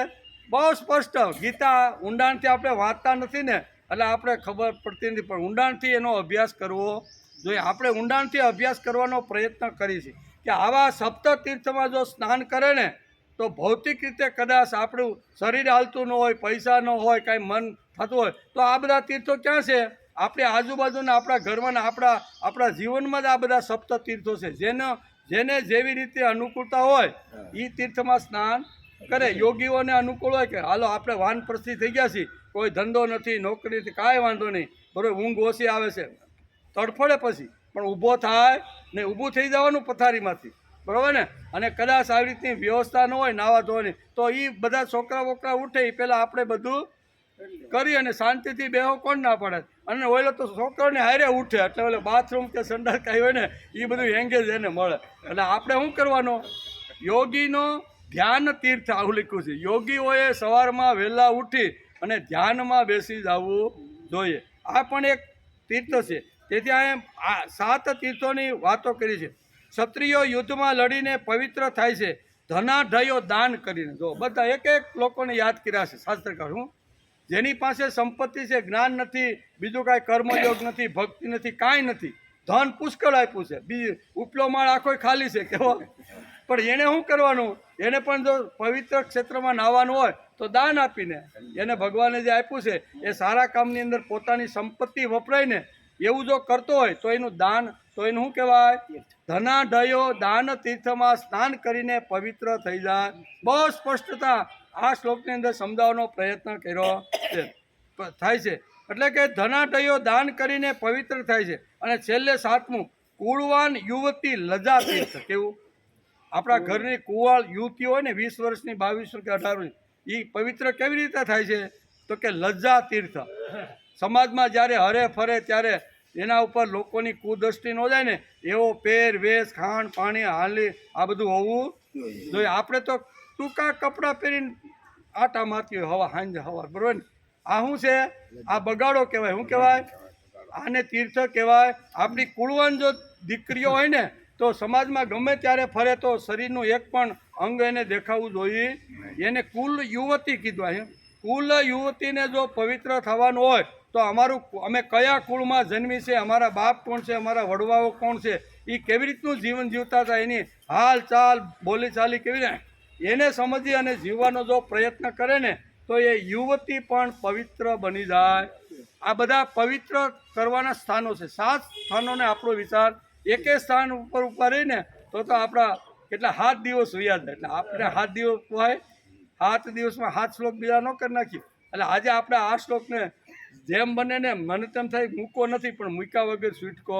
કારણ કે 7 તીર્થો એવા છે ને એ છોડવાનું મન થાય ને, એવા ભગવાને બહુ સરસ રીતે સમજાવવાનો પ્રયત્ન કર્યો છે.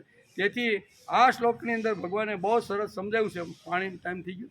બસ 5 અને શ્લોક નંબર 10 એમાં વિદ્યાની પણ વાત કરી. હમણાં જે મધુભાઈ શ્લોક બોલ્યા એમાં પણ વિદ્યા તો આવી, હનુમાનજીનું જ્યારે કહેતા, બરોબર. તો એ વિદ્યા ખૂબ જ મહત્ત્વની છે. વિદ્યા એટલે જ્ઞાન, વિદ્યા એટલે તેજ, વિદ્યા એટલે આવી રીતનું જે શરીરની અંદર જે બદલ કરાવે ને એવી જે વૃત્તિ છે ને એને વિદ્યા કહેવામાં આવી છે. આ વિદ્યાનો મહાપુરુષ એટલે પાંડુરંગ શાસ્ત્રી જેવા મહાપુરુષે આ બ્રહ્મણ્યાધાય કર્માણી સંગમ ત્યક્ત્વા ફલાની કરોતી છે આ ઉપર 6 પ્રવચનો આપ્યા છે. એમાંથી વીણી ભેગું કરી સૌમાંથી બધું એકઠું કરી અને આપણે એક નાનું એવું કુંડું તૈયાર કરીને બોલવાનો પ્રયત્ન કરીએ છીએ. બધું લઈ શકાય નહીં, બધું લેવા જાય તો આપણી ગીતા 10 વર્ષ પૂરી થાય નહીં. આપણે તો 5 વર્ષમાં પૂરી કરવાની. કેટલા વર્ષમાં લે એટલા બધા? હા, 5 વર્ષ તો લાગશે ભાઈ. તમારે તપ કરવું પડશે. શું કરવું? બરાબર. તેથી અહીંયા વિદ્યા તીર્થે જગત વિબુધયો કેવા કે આ બધા જે 7 તીર્થ છે એમાં સ્નાન કરવું. સંત પણ એક તીર્થ છે, મહાપુરુષ પણ એક તીર્થ છે, ઋષિ પણ એક તીર્થ ગણાય. આપણા માટે તો એ બધા મહાપુરુષો છે, સંતો છે, એ બધા આપણા માટે તીર્થ ગણાય છે. તેથી દાદા ઘણા બધા દ્રષ્ટાંતો આપીને આ શ્લોકની અંદર 6 પ્રવચનમાં ઘણું બધું સમજાવ્યું છે. એમાં એક વાત દાદા કે સંત છે ને એ આપણા માટે વિદ્યાનું તીર્થ છે, જ્ઞાનનું તીર્થ છે સંત. એટલે સંતનું વર્ણન કરતા દાદા એક ઋષિને યાદ કરીને કહેશે કે આવા ઋષિને યાદ કરીને એના જે કાંઈ સિદ્ધાંતો છે, એના કાંઈ વિચારો છે ને એને યાદ કરીને એ તીર્થમાં સ્નાન કરવું જોઈએ. એનો બહુ સુંદર. તેથી આ લોકો ભગવાનના કામ માટે ઘસાઈ જાય. ઋષિઓ અને સંતો કેવા છે? આપણા ઘરની અંદર જે ફોટા લગાડીએ છીએ કોના લગાડીએ છીએ? ભગવાનના. હુકામાં ભાઈ કે જે ભગવાન જગત માટે અમારા માટે ઘસાઈ ગયો, અમારા માટે કામ કર્યો હોય એના જ ફોટા હોય ને. કોઈ રાવણનો ફોટો ઘરમાં લગાડ્યો, દુર્યોધનનો લગાડ્યો, ધૃતરાષ્ટ્રનો લગાડ્યો? નકર એવું જેમ અત્યારે કૃષ્ણનું ચરિત્ર ઊભું કરી શકે ફોટા, એમાં આ જે ફોટા બનાવવાળા આવું ન કરી શકે. બધું કરી શકે, પણ આપણા ઘરમાં ફોટા કોના ભાઈ? મહાપુરુષોના, સંતોના. પુરુષ ગુરુના હોય, મહાપુરુષના હોય, સંતોના હોય. તો એવા સંત એક આપણું તીર્થ ગણવામાં આવે છે. તેથી આ લોકો ભગવાનના કામ માટે ઘસાઈ જાય છે. આપણી ભારતીય સંસ્કૃતિએ સંતનું બહુ મોટું બહુમાન અને એનું ખૂબ જ મોટું સ્વાગત કર્યું છે, બહુ કર્યું છે. તેની કિંમત છે. આ સંતો, આ મહાપુરુષો ભગવાનના કામ માટે ઘસાઈ ગયા છે. આપણે મહારાષ્ટ્રના પંઢરપુરમાં જશું તો મંદિરમાં નામ ધૂન ચાલતી હોય. કેવી નામ ધૂન? ભગવાનની નહીં પણ સંતની. શું કહેવાય છે? સંત તુકાબા તુકાબા તુકાબા. આપણે જઈએ ને તો આવી રીતની ધૂન હાલતી હોય છે. તો કે એની ધૂન ચાલતી હોય છે, જ્ઞાનબા તુકારામ, જ્ઞાનબા તુકારામ. ભગવાન જે પંઢરપુરમાં આવ્યા ને એક પગ ઉપર ઉભા રહ્યા ભગવાન, બરોબર, એની ધૂન નહીં પણ ધૂન કોની? જ્ઞાનબા તુકારામ. જે ભગવાનનો લાડકો દીકરો છે ને એની પણ ધૂન આજે કોઈ પણ જગ્યાએ જાઓ તો એ ધૂનું બધી ચાલતી હોય છે. પુરાણોમાં એક વાર્તા છે. પાંડુરંગ શાસ્ત્રી વાર્તાના રૂપની અંદર આ શ્લોક સમજાવવા માગે કે પુરાણમાં એક વાર્તા છે કે પુંડલિક તીર્થયાત્રા કરવા માટે મા બાપને લઈને નીકળો. જેમ શ્રવણે પોતાના મા બાપને તીર્થયાત્રા કરવા કાવડમાં બેસાડીને જેમ ફર્યો, એમ પુંડલિક પણ એક મોટો સંસારી થઈ ગયો આથી 600 વર્ષ પહેલાં. એ પોતાના આંધળા તો નથી પણ થોડા અશક્ત છે. અશક્ત મા બાપને લઈ અને એમ થયું કે મારા મા બાપનો અંતિમ સમય આવે ને ત્યાં સુધી દરેક તીર્થક્ષેત્રો ઉપર એને દર્શન કરાવી દઉં. આમ પુંડલિક અયોધ્યા, મથુરા, માયા આ બધી નગરીઓમાં બધાના માતા પિતાને દર્શન કરાવતો ગંગા નદીના એક પવિત્ર કિનારા ઉપર આવે છે. બધી નદીઓ, બધા તીર્થક્ષેત્રો આ બધામાં મા બાપને દર્શન કરાવે, સ્નાન કરાવે અને ઘણું બધું કરતો ગંગા નદીના કિનારા ઉપર એક સરસ મજાનો એક તપોવન, એક આશ્રમ હોય છે. એને એમ થયું કે બધા તીર્થક્ષેત્રોમાં ગયું છે, આ પણ એક ઋષિનો આશ્રમ છે, આમાં પણ મારા મા બાપને લઈને જવું જોઈને 2-4 રાત્રે મારે અહીંયા રહેવું જોઈએ. એમ કરીને પુંડલિક પોતાના મા બાપને લઈ અને એ ઋષિનું નામ હતું કુકુટ ઋષિ. કેવા? કુકુટ. આપણા વેદોની અંદર તો ઢગલાબંધ હજારો ઋષિઓના નામ લખ્યા છે. આપણે તો 5-10ના માંડ કદાચ આપણા અહીંયામાં આવતા હોય, પણ હજારો ઋષિઓના નામ અહીંયા આપણા વેદોની અંદર વર્ણન છે. ને જે ઋષિએ જેવા કામ કર્યા ને એના બધું આખું જીવન ચરિત્ર વેદોની અંદર છે એમ કે. પણ વેદો વાંચવાસ કોને? આપણે તો ઓલું ટચુકડું હોય ને એ બધું વાંચીએ, નાની વાર્તા હોય કોઈ આવી રીતનું, પણ આ વાંચતા નથી. પણ આ એક પુરાણમાં સુંદર મજાનું એક વર્ણન દાદા કે આ એક છે. એટલે કે પુરાણોમાં એક વાર્તા છે કે પુંડલિક તીર્થયાત્રા કરવા માટે ગયો છે. તીર્થયાત્રા ગંગા, યમુના, સરસ્વતી, અયોધ્યા, મથુરા, માયા બધા ક્ષેત્રોમાં આવ્યો છે. યાત્રા કરતાં ગંગા નદીના પવિત્ર કિનારે જે ઉત્તર પ્રદેશમાં એનો આશ્રમ હતો, યુપીની અંદર, એ આશ્રમની અંદર અહીંયા કુકુટ ઋષિના આશ્રમની અંદર પુંડલિક અહીંયા રહેવાનું નક્કી કરે છે.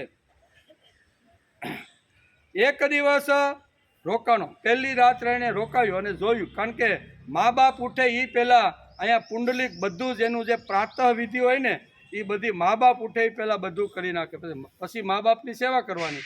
એટલે સવારમાં 3, સાડા 3, 4 વાગે અહીંયા પુંડલિક ઉઠે અને પહેલી રાત્રિ એ ઉઠ્યો ને તો 3:30 વાગે એણે એક દ્રશ્ય જોયું. કેવું? વાર્તા તો બહુ લાંબી છે. આ જે શું કહેવાય, સાધો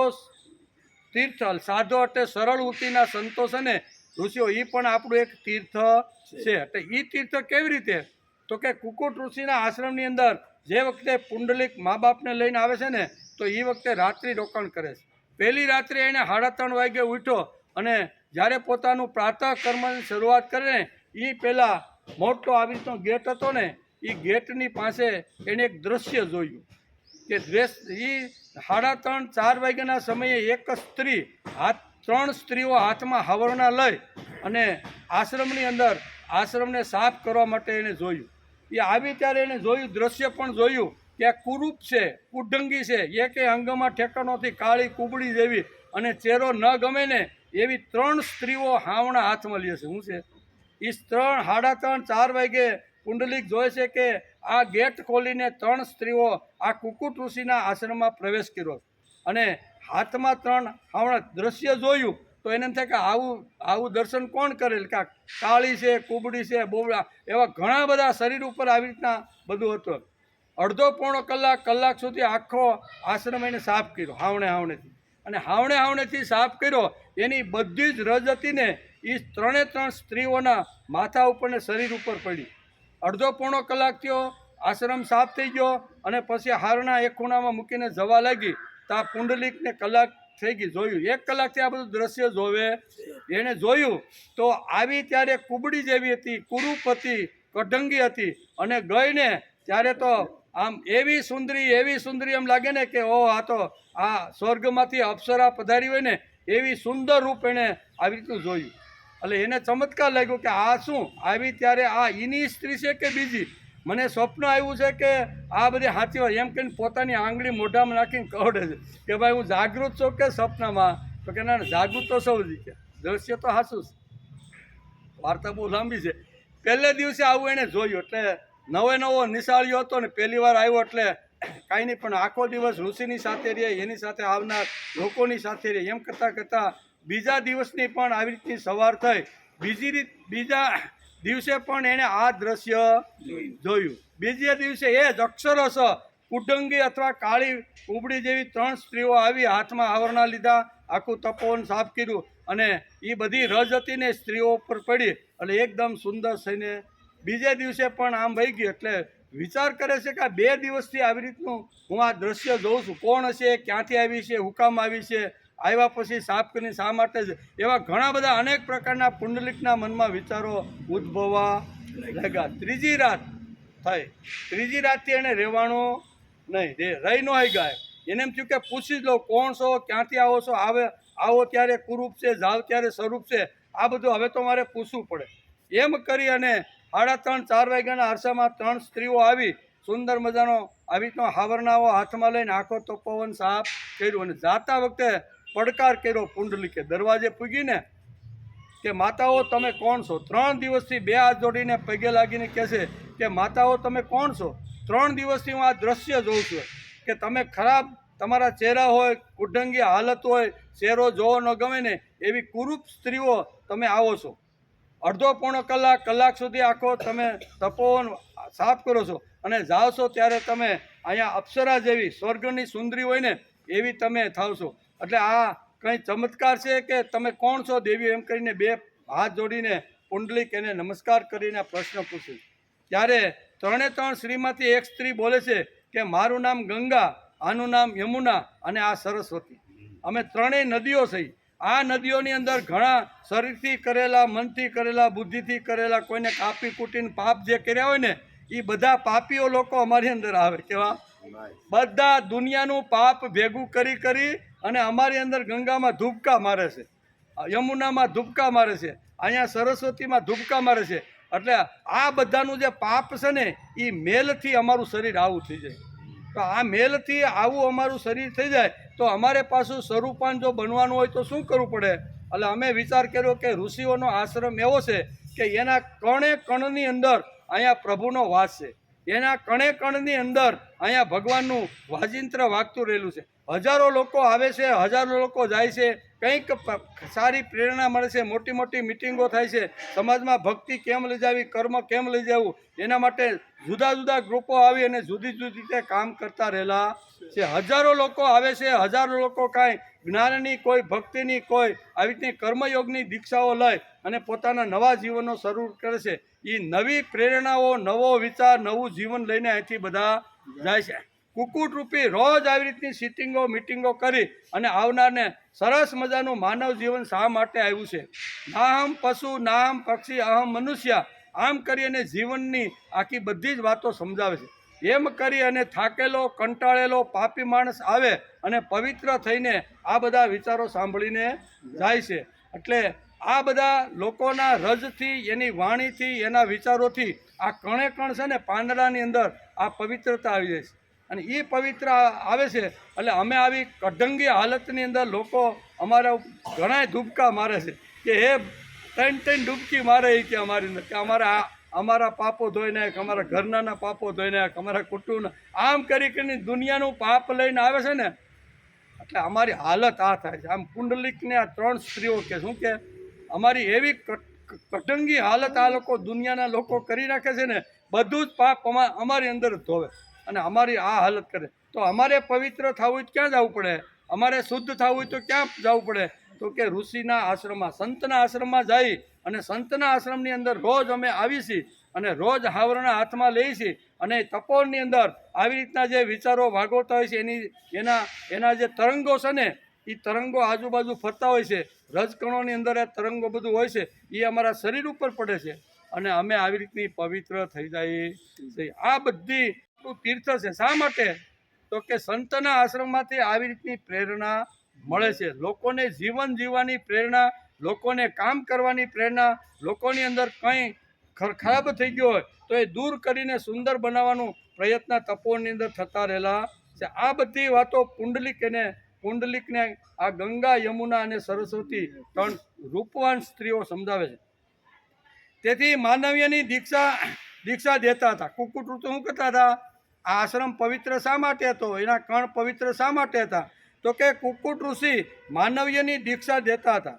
કુકુટ ઋષિનો આશ્રમ એટલે રાત દિવસ ચાલતા દેવી વિચારોનું કારખાનું. કેવું? દૈવી વિચારોનું કારખાનું. રાત દિવસ ત્યાં એક યુવાનો આવે, યુવાનોની મિટિંગ પૂરી થાય, વૃદ્ધો આવે, વૃદ્ધોની મિટિંગ પૂરી થાય, બાલ સંગ્રહ કેન્દ્રના સંચાલકો આવે, એની મિટિંગ પૂરી થાય, તો આવી રીતના વાનપ્રસ્થીઓ આવે, એની મિટિંગ પૂરી થાય. ઘણા નવા કાંઈક કાર્ય શરૂ કરવાના હોય તો અમારે કેવી રીતનું કરવાનું એનું માર્ગદર્શન લેવા માટે આ આશ્રમ 24 કલાક રાત અને દિવસ અહીં વૈદિક વિચારોની પરબ ખોલી અને કુકુટ ઋષિ આવી રીતનું માર્ગદર્શન આપતા હતા. આપણને એમ થાય કે એ કાળ તો હજારો વર્ષ પહેલાંની વાત, આ તો પુરાણની વાત છે, પણ આજના કાળમાં આવું હોઈ શકે ખરું?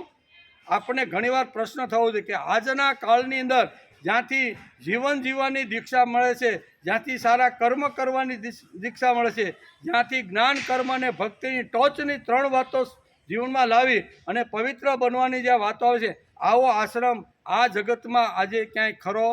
તો હા છે, પણ એ ગોતવો પડે, એના માટે વિચાર કરવો પડે. આપણે જો તત્વજ્ઞાન વિદ્યાપીઠ થાણા મુંબઈમાં આપણે જઈએ તો 18 એકરની અંદર પથરાયેલો આ એક તપોવન છે.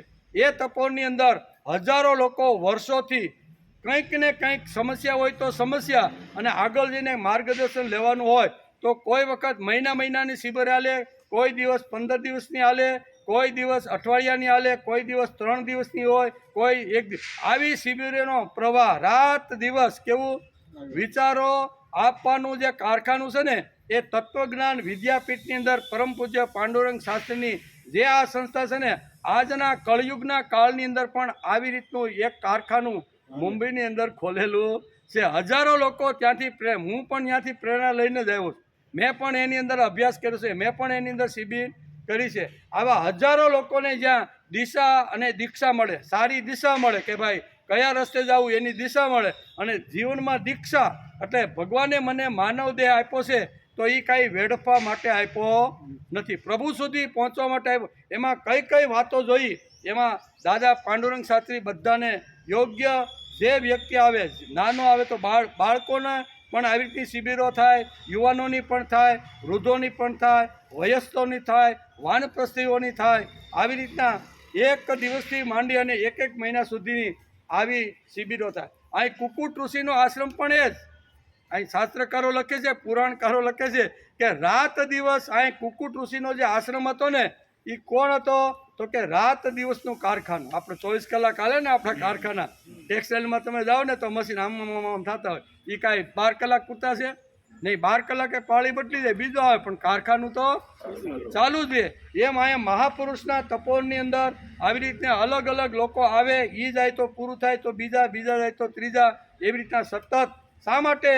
તો કે માનવીય સારું થવું, માનવ દેહ જે મળ્યો છે એ વેડફાવો જોઈએ, એની કિંમત માણસને ખબર હોવી જોઈએ. તેથી કહે છે કે આવી રીતનું તેમાં પોસ્ટ ગ્રેજ્યુએટો આવે, યુવાનો આવે, સંચાલકો આવે, વાનપ્રસ્થીઓ હોય, હરિજનો આવે, બધા બ્રાહ્મણ, ક્ષત્રિય, વૈશ્ય અને હરિજનોની શિબિર પણ આ આશ્રમની અંદર યોજાણી હતી. એમાં મને ખબર છે કે 500 હરિજનોને દાદાએ ભેગા કર્યા હતા અને 3 દિવસની શિબિર હતી. અને 3 દિવસની શિબિરની અંદર રહેવાનું ક્યાં? તો કે જે ગૃહસ્થી અને જે પવિત્ર લોકો બ્રાહ્મણો છે, વિદ્વાનો છે, ખેડૂતો છે, મોટા મોટા એવા લોકોની ઘરમાં રહેવાનું. અહીંયા શિબિર પૂરી થઈ જાય પછી એ લોકોને લેવા આવે કે ભાઈ તમારો 3 જણનો ઉતારો અમારી ઘરે. એમ હરિજનનો ભાઈઓ 550 ભાઈઓ હરિજનની શિબિર દાદાએ જ્યારે યોજી અને આખા ગુજરાતમાંથી જે હરિજનો હતા ને એ બધાને લઈ અને એને પણ દાદાએ 3 દિવસ સુધી આવી રીતની વાત. અને રહેવાનું ક્યાં? ઉજળિયાતના ઘરમાં. વિચાર તો કરો, નરસિંહ મહેતા ચાલીને હરિજન વાસમાં ગયા, આપને ખબર? આ ખબર કે નહીં? પણ અહીંયા મહાપુરુષ ચાલી અને હરિજનોને ઉજળિયાતના ઘરમાં રાખ્યા. ક્યાં તાકાત છે કોઈની? આપણા ઘરમાં કોઈ હરિજન 3 દિવસ રહેવામાં આપણે કલ્પના કરી શકીએ? કોઈ તમને એમ કે કોઈ કે ભાઈ તમે બહુ સ્વાધ્યાય છો ને, તો એ કે ભાઈ એ સ્વાધ્યાય હાસો મારો, કેન્દ્રમાં જ આવશો બધું હાસું, બરાબર, પણ આ નહીં કઈક નહીં. તો 550 લોકોને 2 જણાના કે 3 ગ્રુપ પાડો તો કેટલા ઘર જોઈએ? ઓસાનામાં એટલા ઘર તો જોઈએ ને. તો એટલા ઉજળિયાતના જે બ્રાહ્મણ છે, વૈશ્ય છે, શૂદ્ર છે, મોટા મોટા બિઝનેસમેનો છે ને, એના ઘરની અંદર 3 દિવસ આ લોકોને રાખ્યા. એટલું જ નહીં, છેલ્લે દિવસે જ્યારે આપણે કેમ કે ભાઈ આ શિબિર પૂરી થાય છે ને, ઉતારો હોય ને ત્યાં થેલા લઈને તમે પાછા મંડપમાં આવી જઈએ. એમ એને કહેવો છેલ્લે દિવસે કહેવો તમારો જ્યાં ઉતારો હોય ને ત્યાંથી તમારે બિસ્તરા પોટલા લઈને તમારે આ તપોવનમાં આવી જવાનું. તો એ વખતે આ લોકો જ્યારે સવારે ત્યાંથી નીકળે, ઓલા લોકો નાસ્તો પાણી કરાવી નવડાવી ધોવડાવીને જે કાંઈ હોય ને એ પાછા શિબિર સ્થળે લાવે, બરાબર ને. એટલે એ થેલા તો ત્યાં જ પડ્યા હોય, પછી સાંજે પાછું આવવાનું હોય બધું લઈ. તો ઓલા બીતા હોય ને, હરિજન તો ગામડાના ગયા હોય એટલે મેલા ગેલા ને એનું જીવવાનું કેવું હોય બધું આપણું, તો એ બધા હતાતા જીવે ને ઓલું કપડાં મેલા હોય ને બીજા આમ કરે ને, તો એ બધા અહીંયા આવે ને તો ઓલી બાયું ત્યાં હોય ને ઉજળિયાતનું, એ થેલા વીખીને એના કપડાં હોય ને બધા ધોઈને સાફ કરીને ઇસ્ત્રી કરીને ઓલા આવે ને તાને થેલા મૂકી. હવે આ કોણ કરે? જેને ઘેરે 2-3 માણસો 3 માણસો કામ કરવાવાળા, કેવા કપડાં ધોવાવાળા, વાસણ માંજવાવાળા, પોતા મારવાવાળા જુદા હોય. હવે એની બાયુ જે છે ને એ શિબિરાર્થીના આવી રીતના કપડાં ધોવા અને કેવા પાછા ગામડામાંથી આવેલો હરિજન કોઈના ઉજળિયાતના ઘરે રાખવા. તો આ ક્રાંતિ કહેવાય કે આજના કાળમાં ઘટના છે. નરસિંહ મહેતા ઉઠીને હરિજન વાસમાં ગયા, પણ હરિજનનો એક પણ માણસને નરસિંહ મહેતા અહીંયા નાગરનાથમાં બેહાડી ન શીખ્યા. બેહાડે તો ભડકો જ થાય સીધો, કેવો? હવે ખાલી પડસાયો પડતો તો એ લોકો નાઈ નાખતા. હરિજનનો પડસાયો કદાચ એ કાળમાં પડતો હોય તો એ ઘેરે આવીને કપડાં હોતું સ્નાન કરતા કે નહીં? આપણા કાળમાં એ જ છે, સમજો ને. નરસિંહ મહેતાને ક્યાં હજી 50-60 વર્ષ પહેલાં આપણે પાછળ જઈએ તો આપણી ઘરે આવું કોઈ ને તો ઓલું ઠૂઠું આપણે ઓલું હોય ને એ ઢવડી નાખીએ, એના પગલાં પડ્યા હોય ને કરતા કે નહીં? પાણી સારતા આવી રીતનું ઠૂઠું ભાઈ. તો આ તો એ કાળ, પણ આ કાળમાં ખરું તો કે હા, એવો મહાપુરુષ આ જગતમાં આવ્યો છે ને કે જેણે આ કામ કર્યું છે. એટલે આવું તો હજારો વાતો છે. કુકુટ ઋષિના તપોવનમાં આ બધી વાતો હાલતી હતી. તેથી અહીં ગંગા, યમુના અને સરસ્વતી કહે છે કે આવો પવિત્ર આશ્રમ છે, એમાંથી હજારો લોકોને દીક્ષા, નવું જીવન, નવો વિચાર, નવી કૃતિ કરી અને લઈ જવાની જેને પ્રેરણા મળે છે ને, એ અમારા માટે આ કુકુટ ઋષિનો આશ્રમ પવિત્ર છે. કણે કણ અને એના જે તરંગો છે ને એ આ હવાની અંદર ચારે બાજુ ગુંતા રહેલા છે. તેથી એની હવા છે, કાંઈ રજકણો છે ને એ અમારા ઉપર પડે છે અને અમે સુંદર સ્ત્રી થઈ અને પાછી ગંગા, યમુના અને સરસ્વતી અમે પાછા અમારા સ્થાન ઉપર જાય. બીજા દિવસે પાછો સંઘ આવે. કેટલાય સંઘો આવતો હોય ને ગંગામાં, દરરોજ નવા સંઘો રોજ આવે, રોજ પાપ કરીને ધોવા આવે. રોજ અમારી હાલત આ છે. તો અમારે શું કરવાનું? કુકુટ નહીં કહેશે. કુકુટ તો અવાક થઈ ગયો. ઓલા શું કહેવાય, પુંડલિક તો અવાક થઈ ગયો કે આ કેવી વાત કરે છે. હકીકતે આ વાત પુરાણની અંદર બહુ સરસ રીતે લખેલી છે. તેથી તેમણે કીધું સાવરણો ફરે એટલે ધૂળ તો ઉડે, બરાબર? ઉડે કે નહીં કાળુભાઈ? સાવરણો ફરે એટલે ધૂળ ઉડે કે નહીં? સાવરણો ફરે એટલે ધૂળ તો ઉડે, આ નૈસર્ગિક છે. અને આ ધૂળ 3 કુરૂપ સ્ત્રી પર ઉડી પડે અને આશ્રમ વાળી લીધા પછી જ્યારે એ બહાર જાય ને ત્યારે સ્વરૂપાન થઈ જાય છે. સ્વરૂપાન તેજસ્વી રમણી થઈને પાછી જવા લાગી. પુંડરીકે પહેલા દિવસે આ દ્રશ્ય જોયું. આમ 3 દિવસ સુધી તે જોતો રહ્યો અને કુરૂપ આવે છે અને સ્વરૂપાન થાય છે. 3 દિવસ સુધી જોયું પણ પછી એનાથી રહેવાયું નહીં. તેથી તેને કાંડું પકડીને નમસ્કાર કરીને દેવીઓને કહે છે. પુંડલિક વિચાર કરવા લાગ્યા કે હું આ 3 દિવસથી દ્રશ્ય જોઉં છું. ત્રીજા દિવસે નક્કી પૂછી લેવું.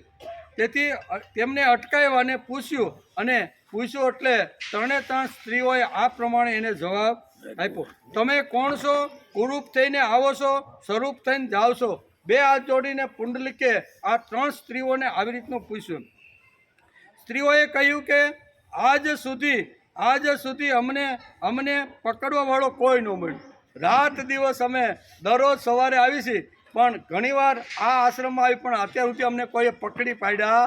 તે પકડી પાડ્યો અમે તો જ આવી છે. અમે આ કાંઈ તું આવ્યો છો ને અમે આવ્યા છે ને તું જોઈ ગયો છો એટલે એવું ને, અમે તો રોજ આવી સહી. અને અત્યાર સુધીની જિંદગીમાં જ્યાંથી કુકુટ ઋષિનો આશ્રમ શરૂ થયો ને ત્યારથી આજ દિવસ સુધી અમે રોજ સવારે વહેલા આવીએ છીએ અને આ સ્થિતિમાં પાછા ફરીએ છીએ.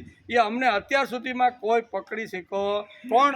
ભક્ત હોય એ જ પકડી શકે. માતા પિતાની જેણે પ્રામાણિકપણે જેણે સેવા કરી હોય ને એ જ પડકારી શકે ને એ જ પૂછી શકે કે દેવીઓ તમે કોણ છો? કોણે પૂછ્યું? પુંડલિકે. શા માટે? તો કે મા બાપને લઈને શ્રવણની જેમ પોતાના મા બાપને તીર્થયાત્રા કરાવવા નીકળ્યો હતો. આવો જે ભક્ત છે ને એ જ ભક્ત ભગવાનને પડકાર કરી શકે છે. તેથી તમે કોણ છો? કુરૂપ અને આવતા કુરૂપ અને જતી વખતે સ્વરૂપાન આવું રહસ્ય છે. સ્ત્રીઓએ કહ્યું કે આ સુધી અમને કોઈએ પકડ્યો નહીં, તું એક પાકો ઘડો નીકળો. એમ પાકો ભક્ત છો કે તે અમને પકડી પાડ્યા. ઓળખાણ ગંગા, યમુના અને સરસ્વતી એટલે કે કુકુટ ઋષિના ભગવાનના કામમાં રાત દિવસ જે પડ્યા છે ને એ રાત દિવસ પડેલા કુકુટ ઋષિના આશ્રમની રજ અમારા ઉપર પડે છે. તેથી અમે પવિત્ર થઈને જઈશું.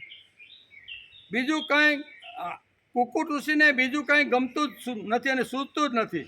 એટલે કે તમને તો ખબર છે કે આખી દુનિયાના લોકો પોતાના પાપ મેલ કચરો લઈને અમારી અંદર આવે છે.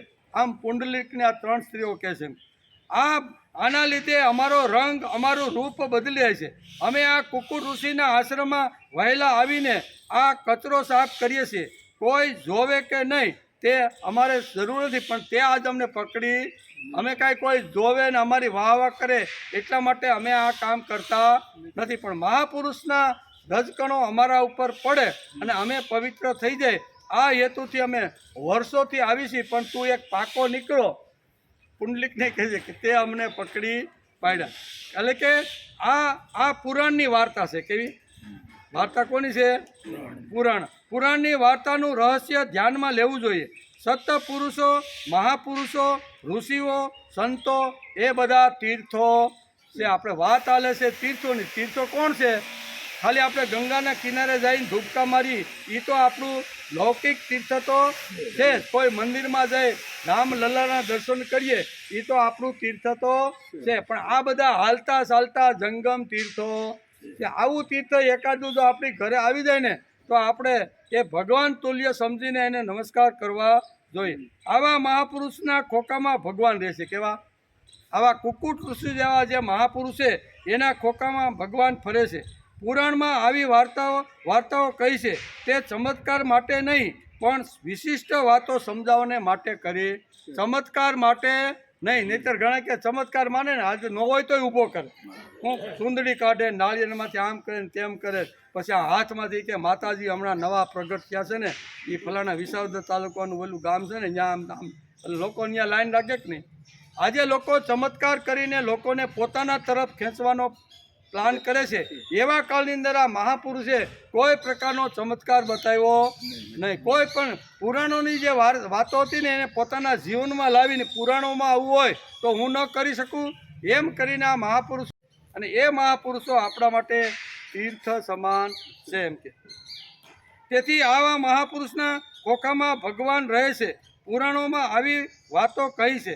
આપણી ભારતીય સંસ્કૃતિના પુરાણો વાર્તાઓથી ભરેલા છે. આપણા કોઈ પણ પુરાણ, એમાં ભાગવત પુરાણ વાંચો ને તો વાર્તાઓનો નકો ઢગલો છે કે નહીં. ફૂકામાં કોઈ કાલ્પનિક હશે, કોઈ સત્ય ઘટના છે, કોઈ ઉપજાવીને કરેલી છે, બરાબર, પણ એ વાર્તાઓ તો બધી છે જ. કોઈ કાલ્પનિક હોય, કોઈ સાચી વાર્તા હોય, અથવા કોઈ ઊભી કરેલી ને કોઈને સમજાવવા માટે વેદવ્યાસે વાર્તાઓ મૂકી હોય. હવે વાર્તા દ્વારા આ ભાઈ સમજી જાય ને તો સારું એમ કરીને વાર્તાના રૂપની અંદર આ બધી વાતો સમજાવવાનો મહાપુરુષોએ પ્રયત્ન કર્યો છે. આપણી ભારતીય સંસ્કૃતિના પુરાણોમાં વાર્તાઓથી ભરેલી છે. પુરાણમાં એક બધી વાર્તા છે, પણ આપણે ટાઈમને ઘણી બધી બહુ પુરાણોમાં વાર્તા ખૂબ વાર્તાથી ભરેલો છે. કેટલો ટાઈમ થયો ભાઈ? 5 મિનિટમાં ન થાય. બહુ વાર્તા ટૂંકમાં કરી નાખી 5 મિનિટ. કહેવાનું કે ઘણી બધી વાર્તા પુરાણોમાં, એક પુરાણમાં બીજી એક વાર્તા છે, બરોબર ને? નારદ મુનિનું કામ શું છે? ત્રણેય લોકમાં ફરવાનું. હું લઈને ફરે? વીણા લઈને. નારાયણ નારાયણ કરતા 3 લોકમાં. એક દિવસ એને આવ્યું કે હાલની દ્વારકામાં જાવ.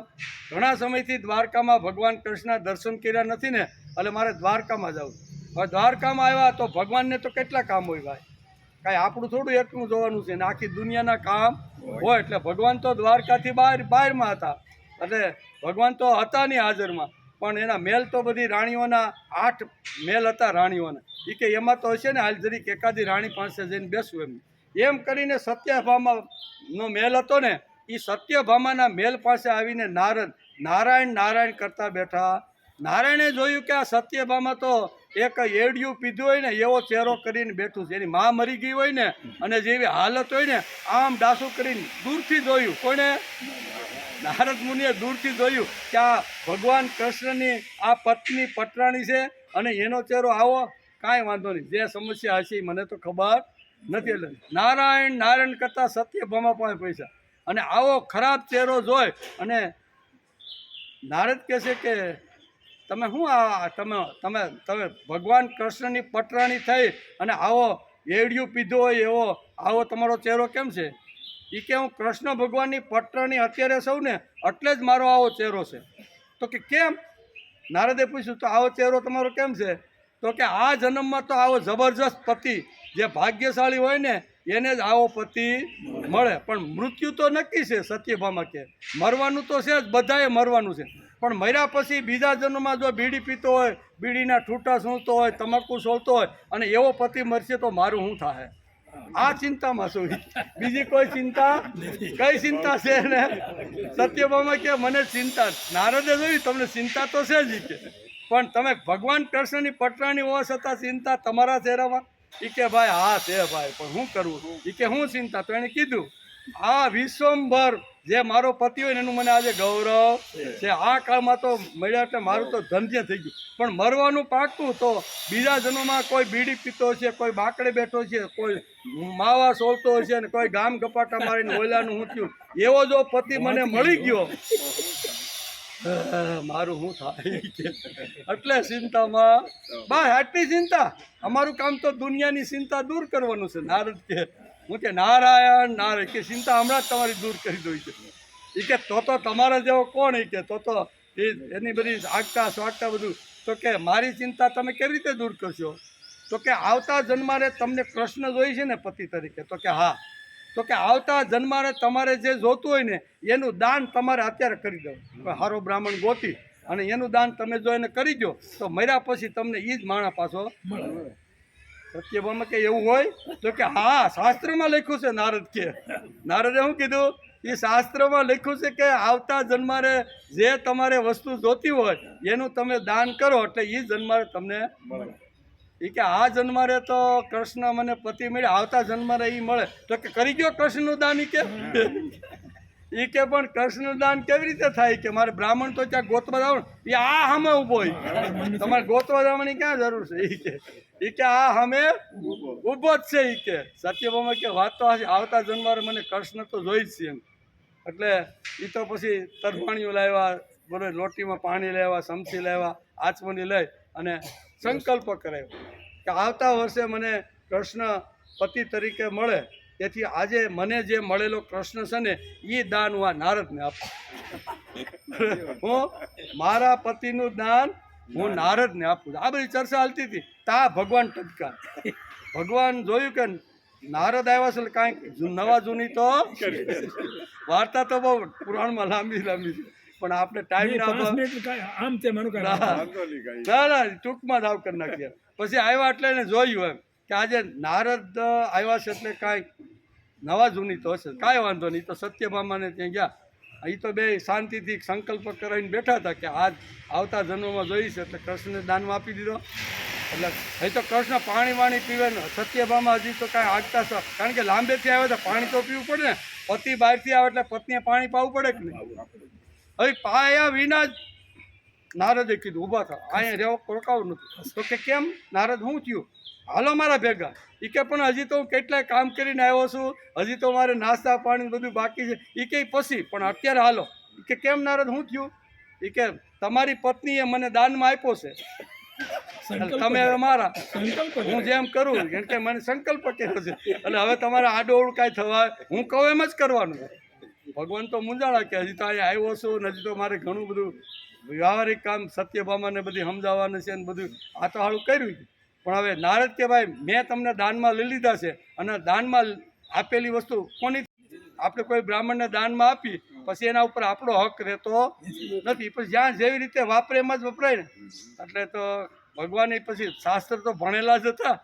એ કે શાસ્ત્રમાં એ તો હાયલા બે હાયલા ઘણો સમય હાયલા, બરાબર ને. એટલે ભગવાન કહે છે કે ભાઈ આ જગતમાં હું આવ્યો ને ભાઈ, ત્રણેય લોકની અંદર મેં એવું બધું મોટું કામ કર્યું છે ને, એટલે કામ કર્યા વગર તો હું રહી શકું. તું મને ખાલી હલાવીશો ને મારી સમય શક્તિ બગાડે છે ને, એ મને પોહાતું નથી. નારદને ભગવાન કહે છે મને કાંઈ કામ આપી કે કામ વગર નમે પાર્થાસ્તિ કર્તવ્યમ ત્રિષુ લોકેશુ કિંચનમ નાના વાપતમ વાપત વર્ત એવ ચ કર્મ. ભગવાને જેમ ગીતામાં કીધું ને એ જ વાત ભગવાન અહીંયા કહે છે કે ભાઈ આ જગતની અંદર મારે કાંઈ કરવા જેવું નથી. હું કર્મયોગી છું અને સતત કર્મ વગર રહી શકતો નથી અને મને કર્મ જોઈએ એટલે મને કાંઈ કામ આપ. નારદ વિચાર કરે છે કે આને શું કામ આપવું, હાયલા તો ખરા. એમ નારદ કહે છે કે આ સાંકડી પહેરી પહેરીને મારા પગમાં દંડ પડી ગયો, હવે સાંકડી પહેરી ફોલા પડી ગયા છે એટલે કામ હાલી કરવું. કે આને કામની માગણી તો કરી છે એટલે આને કાંઈ કામ આપવું. અને સાંકડી કાઢી મેલી ગયેલી રજમાં, એટલે રસ્તા ઉપર મેલી તો કોઈ સાણ આવે ને આ ના આવે, કોઈ વળી કપડાં ધોતું હોય ને પાણી રોડ ઉપર કાઢ્યું હોય ને એ વળી પગ એમાં જાય તો એ બધું ગંદુ તો હોય જ કે નહીં, હોય કે ન હોય. એ સાંકડી ગંદી હતી ને એ કે લે હાલે આ બે સાંકડી ભેગી કરીને તો એને સંભાળે. આપણે જેવું હોય તો શું કરે, કોઈ આપણે કોઈ બૂટ ચપ્પલ હાથે કે ને તો કાગળ ગોતી પહેલાં કાગળ છાપવું, એમાં વીંટી કેવા, એમાં વીંટીને ભાઈ કીધું છે એટલે અપન તો કરાય નહીં, બગલમાં રાખે કોઈ ન જોવે ને એમ કોઈ હાસવાનું છે ને. આપણે શું કરીએ, ભગવાને શું કર્યું, પુરાણમાં વર્ણન છે ભગવાને આ કર્યું. ભગવાને સાંકડી જેવી નારદે આપીને કાગળ ગોતવા ગયા, કારણ કે મેલી હતી, એકદમ ગંદી હતી, એમ કે થઈ ગયેલી બધો કાદવ કીચડથી રસ્તામાંથી ઘણો બધો કાદવ સાંકડીને લાગેલો હતો. એટલે એણે શું કર્યું, એ સાંકડી લીધી ને માથે ક્યાં મૂકી, ભગવાન કૃષ્ણએ એના માથા ઉપર, અને ભગવાન નાચવા માંડ્યા. ભગવાન નાચવા માંડે. નારદ કે કેમ નાચો છો? એ કે આજે હું ધન્ય થઈ ગયો, આજે હું ધન્ય. મહાપુરુષો જે રાત દિવસ નારાયણ નારાયણ કરતા ત્રણેય લોકમાં ભગવત કાર્ય કરનારો જે મહાપુરુષ હોય એના પગની રજ કેટલી પવિત્ર હોય છે.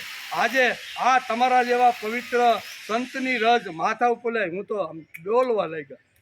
વાર્તા લાવી છે, કહેવાનો અર્થ કે સંત એ તીર્થ છે આપણું. કેવું, સંત એ આપણું તીર્થ છે. એટલે સંતોનું મહત્વ અહીંયા શાસ્ત્રોમાં કીધું છે. તેથી અહીંયા સંત એટલે કોણ, તો કે ભક્તિ યોગીના માટે એક સંત શબ્દો.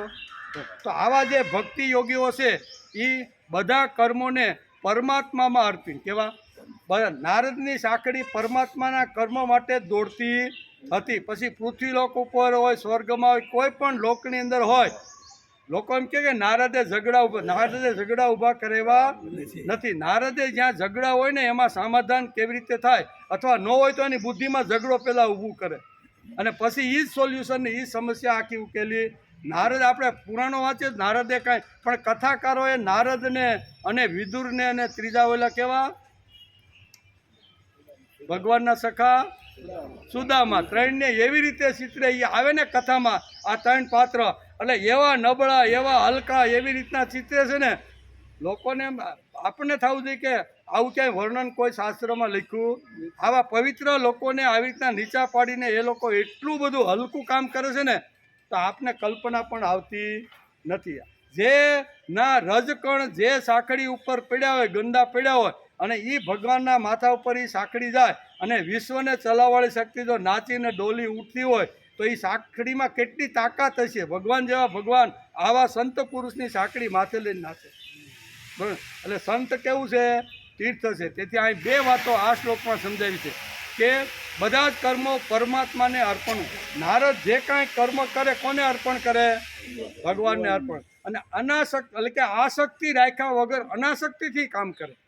કોઈ કામ કરે તો આસક્તિ નહીં, અનાસક્તિથી જે કામ કરે છે એને કોઈ દિવસ કર્મો લેપાયમાન કરતા નથી. જેમ અહીંયા કે છે કમળની પાંખડીને જેમ પાણી લેપાયમાન કરી શકતું નથી, એ ભગવાન અહીંયા કમળ અને કમળના પાંદડાની પાંખડી અને જળનું ઉદાહરણ આપીને ભગવાન અર્જુનને આ વાત સમજાવે છે. માટે ઊભો થા ભાઈ, બરાબર ને? એમ કરીને આ વાત કરે. સરસ મજાની આ શ્લોકની અંદર વાત છે. આના પછી એક 11મા શ્લોકમાં બહુ સરસ ભગવાન આગળ વાત કરે છે, પણ આપણો ટાઈમ થઈ ગયો. આવતીકાલે આપશું ત્યારે 11મા શ્લોકનો વિચાર આપણે